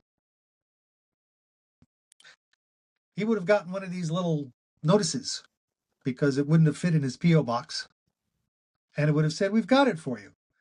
We've got a shipment for Heidel for a P.O. box that only Oswald can get mail from." No, doesn't work that way. Same thing kind of with the revolver. There's a real problem with the revolver. I didn't want to get too big into this right now, but this standard police issue 38 special and its bullets have very similar terrible evidence related to it, in that something as simple, for example, as the REA COD amount. So he buys this pistol for whatever it wound up costing here, $29.95. He sends $10 in as a deposit and is expected to pay the $19.95 plus COD upon picking it up. The COD was never paid. There's only a receipt for $19.95. So why would REA, the shipping company, want to be in business for free? It makes, again, very little sense. Down here, bottom right, it says $19.95 and then $1.27 in COD charge. And yet the amount received was $19.95. Next page. This explains a little better. And we're talking yet about another notice in his P.O. box that REA has a shipment for him. REA is a railroad delivery service, nothing to do with the U.S. Postal Service. So if something shows up, they need to send a postcard and let people know that it's there. It's things like that. Minor, small details within the setup that just got lost or just got missed. And while it's not a really big thing, I mean, it's a $1.27 COD, so what? Again, businesses don't just say, oh, forget it. We don't need our fees. That's not how it works. Same thing with the notices. No notices were given. So it's really impossible that Klein's even had the rifle. It's even further impossible that they shipped it to Oswald. Even worse possible that somebody picked up a rifle from the post office. But yeah, you mentioned it right there that like it was not supposed to be shipped to anybody but Oswald, and if it was under high del, then of course, yeah, it should have been sent back. Should have been returned. Yeah, even if it was real. Yeah. And you nailed it out of the park just a second ago. It's like with today's standards packages, if you have lithium-ion batteries or like liquid or anything like that, they have it detailed on the side of the box. Yeah, and that makes complete sense. It just Well, again, and then to go to the Dallas Postal Office and no one remembers a 5-foot box with the word weapon on the outside or firearms picked up by Oswald.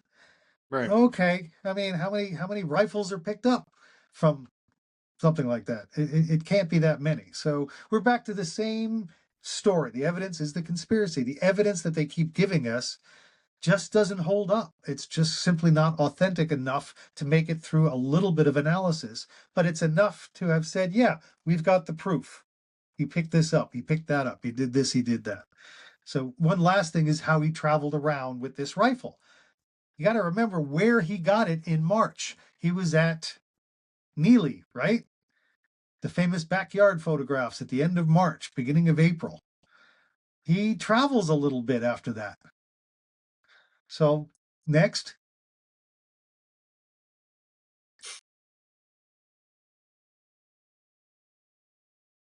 So he goes to all of these places, right? After Hervé, after he goes and picks up the rifle from the post office, he has to bring it back on a bus to Neely.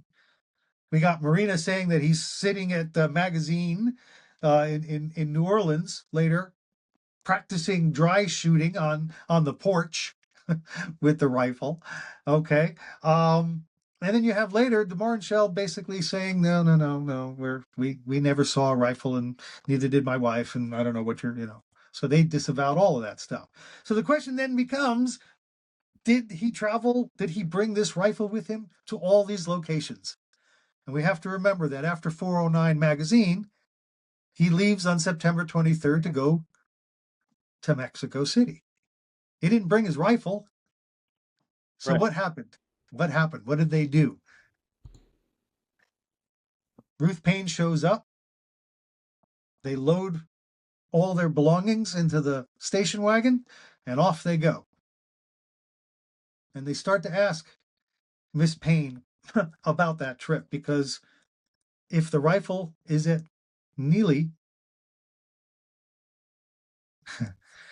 it has to be, or rather at the Payne residence, ultimately. It had to have gotten from Magazine in New Orleans to Payne's garage, right? Now she's further asked about what this looks like. This rifle in a blanket, in a bag. And she wants it flatter because she doesn't remember it being that lumpy and bumpy. If you go to the previs, again, it's important to read through these 11 over and over and over again. They're talking to her about loading the car, unloading the car, and her garage.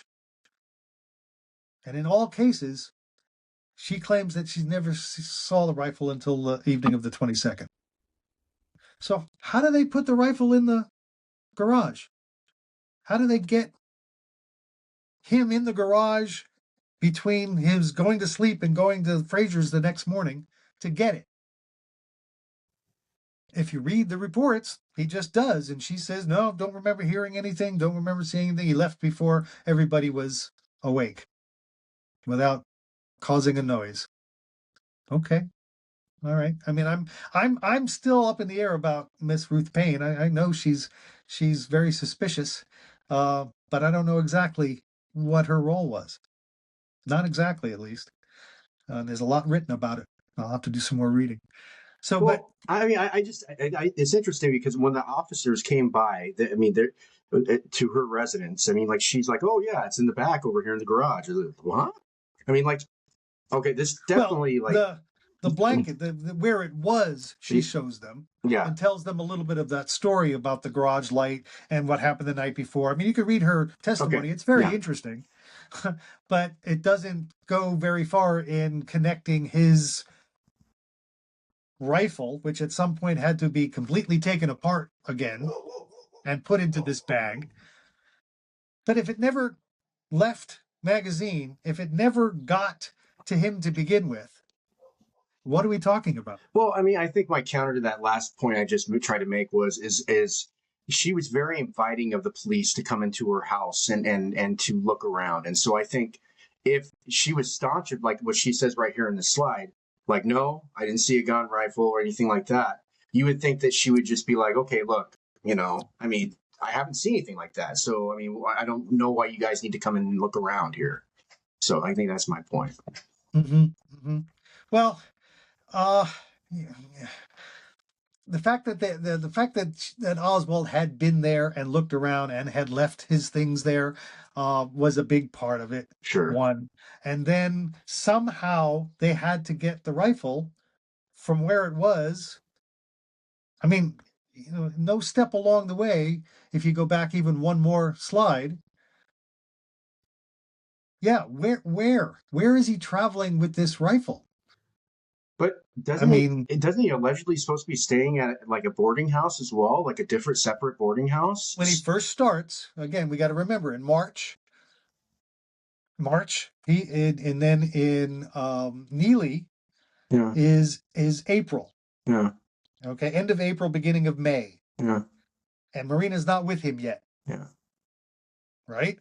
So again, he's still there.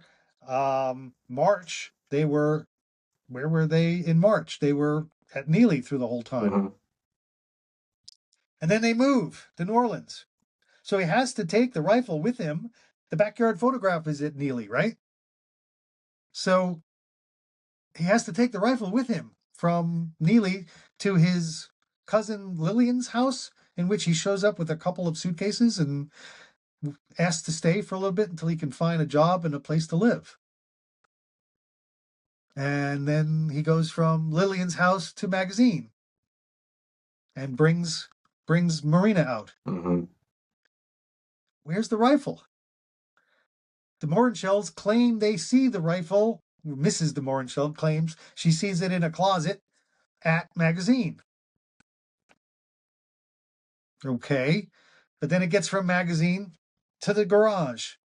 And as we saw with that next slide, Miss Payne don't remember it. And if we go to the next slide, what she does remember looked awfully flat and didn't seem to have a rifle in it. And the thing that Michael looks at and drew, it didn't occur to him that there might be a rifle in there. He draws it as a shovel, which may or may not have existed. So again, we're back to the real problem of the conflicting evidence that simply does not support a rifle being taken anywhere from place to place, let alone picked up originally.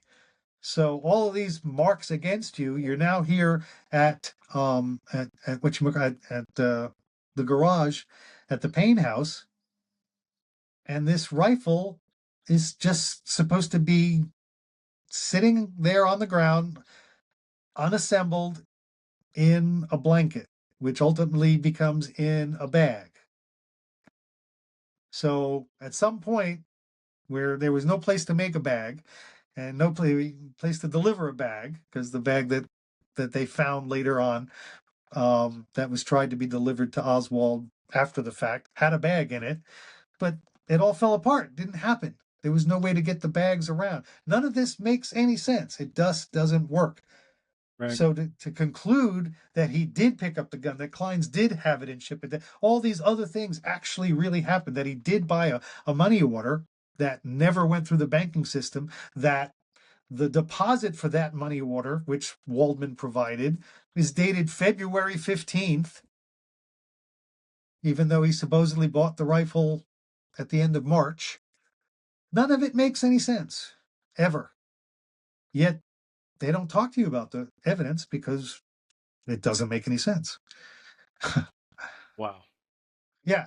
So all this is going on, there is, go to the next slide. There is one person that does encounter Oswald with a rifle in a 4-foot bag and is dropped off at Elm, Houston, right in front of the Texas School Book Depository. Guy's name was Ralph Yates, if you know who I'm talking about. And Ralph Yates claims to have picked up a hitchhiker that looked awfully like Oswald, who asked him about the carousel room and Rubenstein and Ruby and whether you can shoot someone from high up and kill the president, and with a package, and lets him off. And the FBI finds Mr. Yates because Mr. Yates goes back and tells his buddy back at the refrigeration company that this weird thing just happened. Okay. And he said this, I believe it was Tuesday or Wednesday of that week. It was Tuesday. So the FBI picks him up and they question him and they polygraph him and they decide to institutionalize the man. On January 5th, 1964, he dies a bit later. If you click again. Oh, there you go. Ralph died. Yeah, he's 11 years. They kept him in the institution, and his wife would tell the FBI that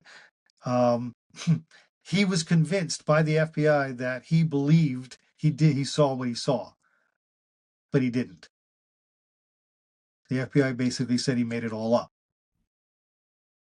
And he died there 11 years later at the age of 39. But he told his coworker before the assassination that he had just given this weirdo a ride, talking about shooting the president and killing So the FBI went and found that, and decided to deal with it. And that's how they dealt with it. Why in the world would a random guy that you pick up with a gun, right? You're sitting there going, yeah, I know this guy, Jack Rubenstein in New Orleans, or actually, excuse me, in Dallas, the nightclub owner, and all it. Divulge all this like just insane critical information.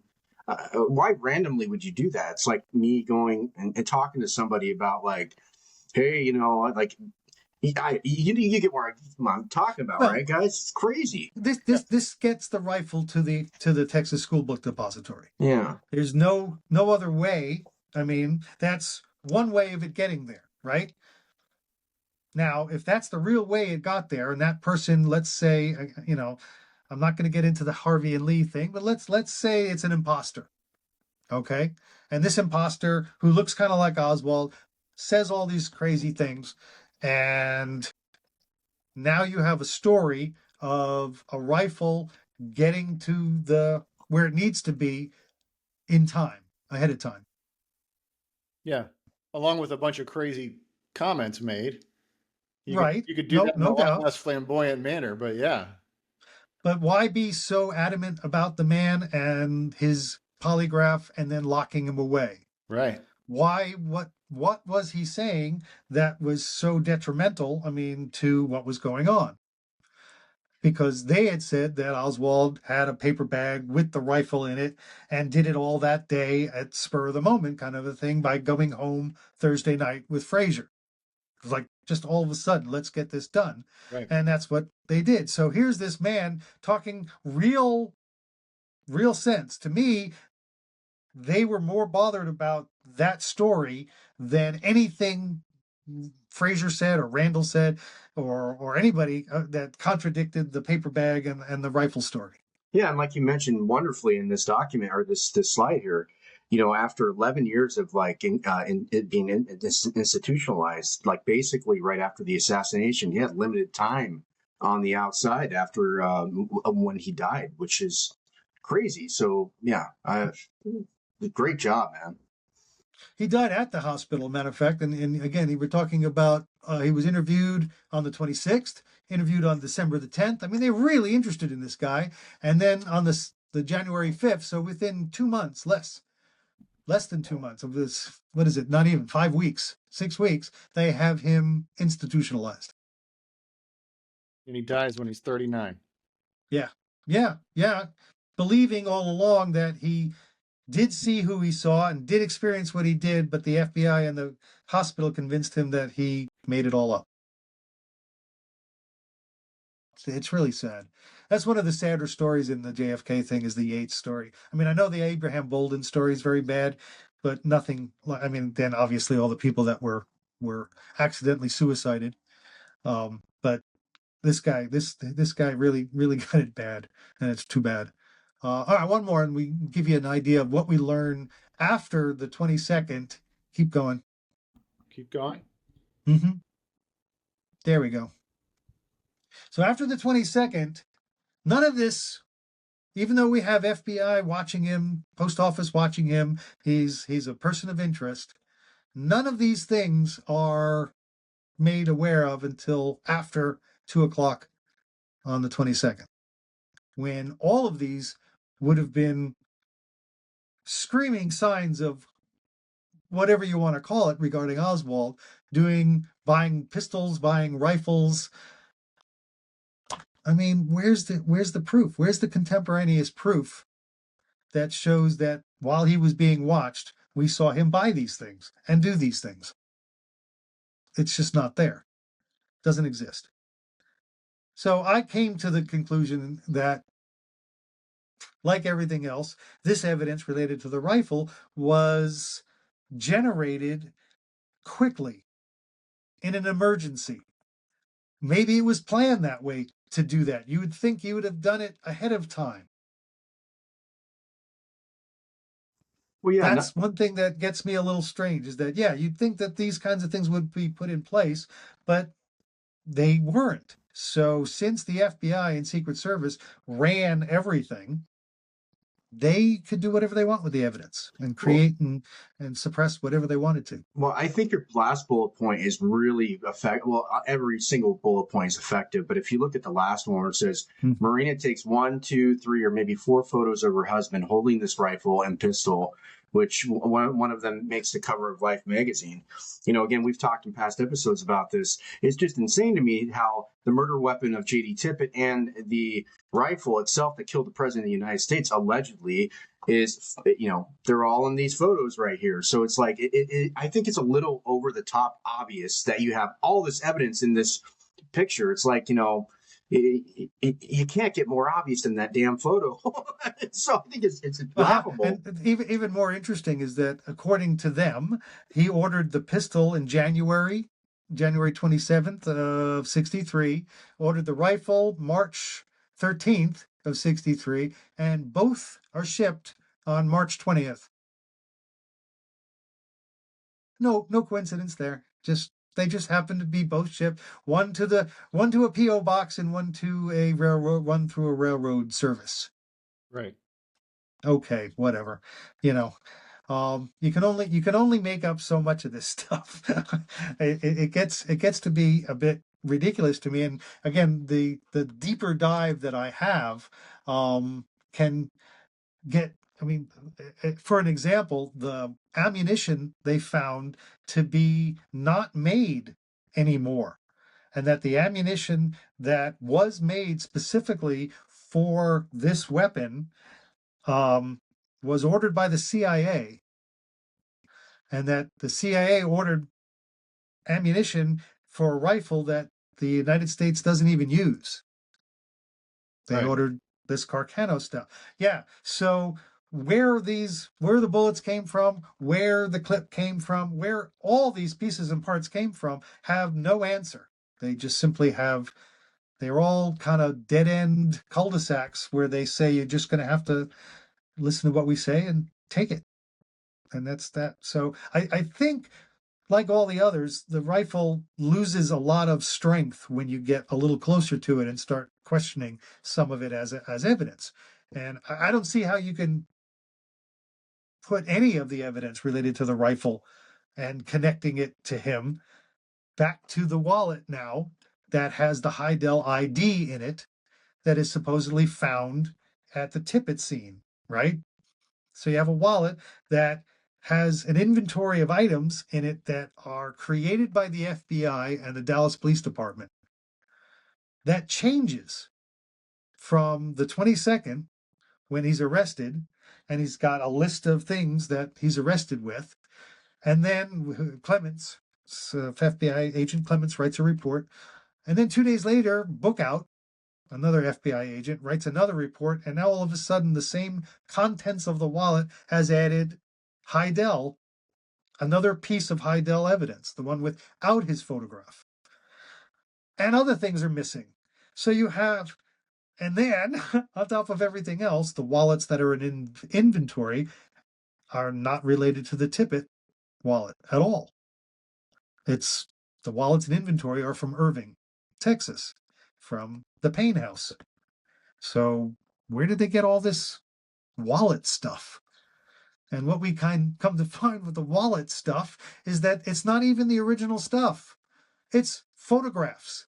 So if you look at the report, the famous photograph of Oswald with his Heidel ID, but the Oswald picture and the bottom is not an original thing that the FBI have. It's a photograph provided by the Dallas Police Department of the item. And it's not until like next week. Yeah, why? Exactly. It's not until next week that these 16 items get picked up by the FBI and taken away with everything else. And again, as you come back, and here we are going back and looking, and we come to find that there is no Tippett wallet. There is no arrest wallet that they pulled out while he was in the police car and said, hey, what's this information? What's this? And who are you? There's a wallet there. There's a wallet at Tippett. There's 2 more wallets in Irving. And all of a sudden now, the things that they describe related to the wallet are just like this, not in inventory, not in evidence. It's extra. It's, oh, by the way, here's the wallet that we say he had, and here's the stuff inside it. And it had nothing to do with the stuff that they found in Irving. Very little at all. So, yeah, the wallets themselves, the wallet finding at Tippett connects to the Heidel, which connects now to the ordering of the rifle through the purchase, the postal money order, which we now know could not possibly have been purchased by him and processed. None of it makes any sense. None of it works. None of it is right. Oswald didn't do this. And the evidence related to it is even worse. Yeah. So one more. Let's see. What's the next one?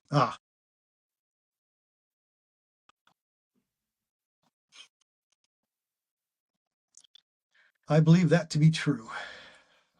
Next one. Thank you very much. Click it again. There we go. Well, David, this has been a wonderful treat today. I've absorbed so much. I have to rewatch this thing again. I watched your episodes with us probably more than any episodes, because for one, I don't like watching myself, but I love hearing you, right? Appreciate that. And I learned so much from you, and I just want to thank you. So with every one of our shows, we do final takes. And I would like to actually get more in with David on another episode about the wallet and of course, Westbrook and Croy. Wonderful. That would be amazing. So if we can get another episode up with you soon, that would be Of incredible. course. My final take is that if you watch today or listen to this podcast, and if you still believe that Oswald killed Kennedy alone,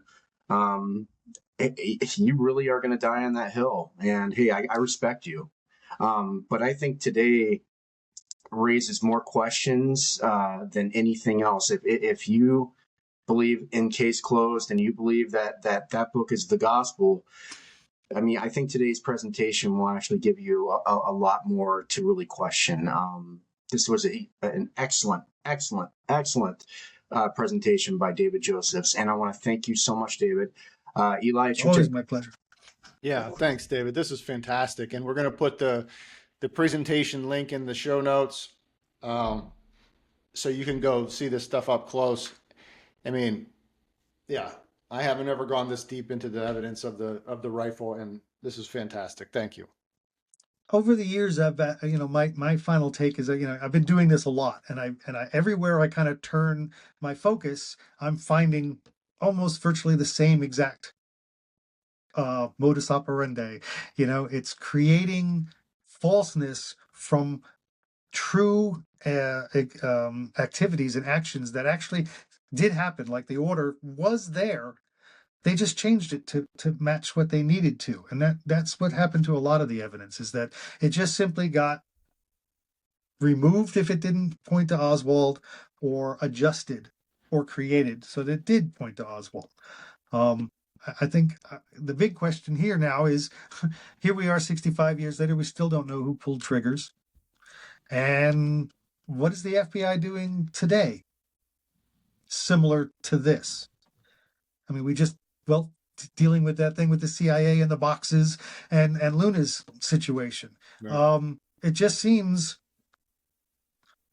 and I'm asking my peers the same thing. What's next? What do we do now that we know? Is there any accountability? Is there any way to improve transparency? What's the result of knowing that the evidence is the conspiracy?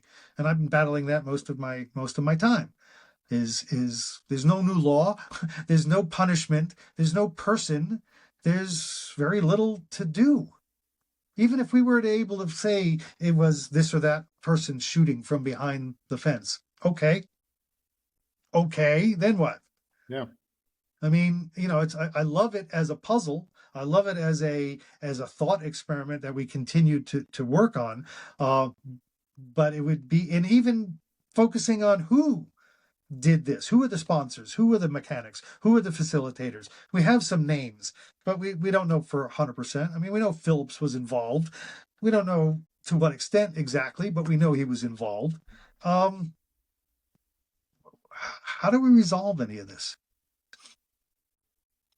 Is it just simply getting the word out more to be more careful in the future? Again, I don't know. I think people need to think about what we learned from this, which was that the FBI and government can be extremely corrupt when wanting to cover itself up. And how do we stop that? Right. Well, I think presentations like this give the younger, like my daughter, her age, my son, he's 6, but as he gets older, his peers, stuff like this is really you lay it out in such a detailed way for people to actually raise these type of questions.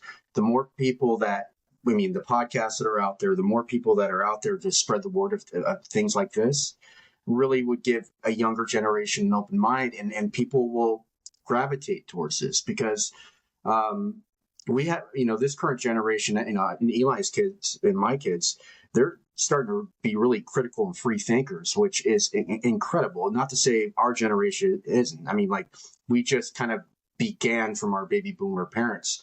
But what I will say is that there's a lot of hope out there. And to answer your question, David, I think our kids, our grandkids, and those people, they'll have a lot more that what we've been having to deal with, and what we've been able to acquire, especially with a presentation like this. this gives a lot of people so much wisdom. And I will tell you that is a major, major, major start. The more that we can push out stuff like this, the more of a difference we can make. Yep. Maybe if we're lucky, we can, because from what I've done in research, it takes about 2 generations to make a change to where people think differently than they used to.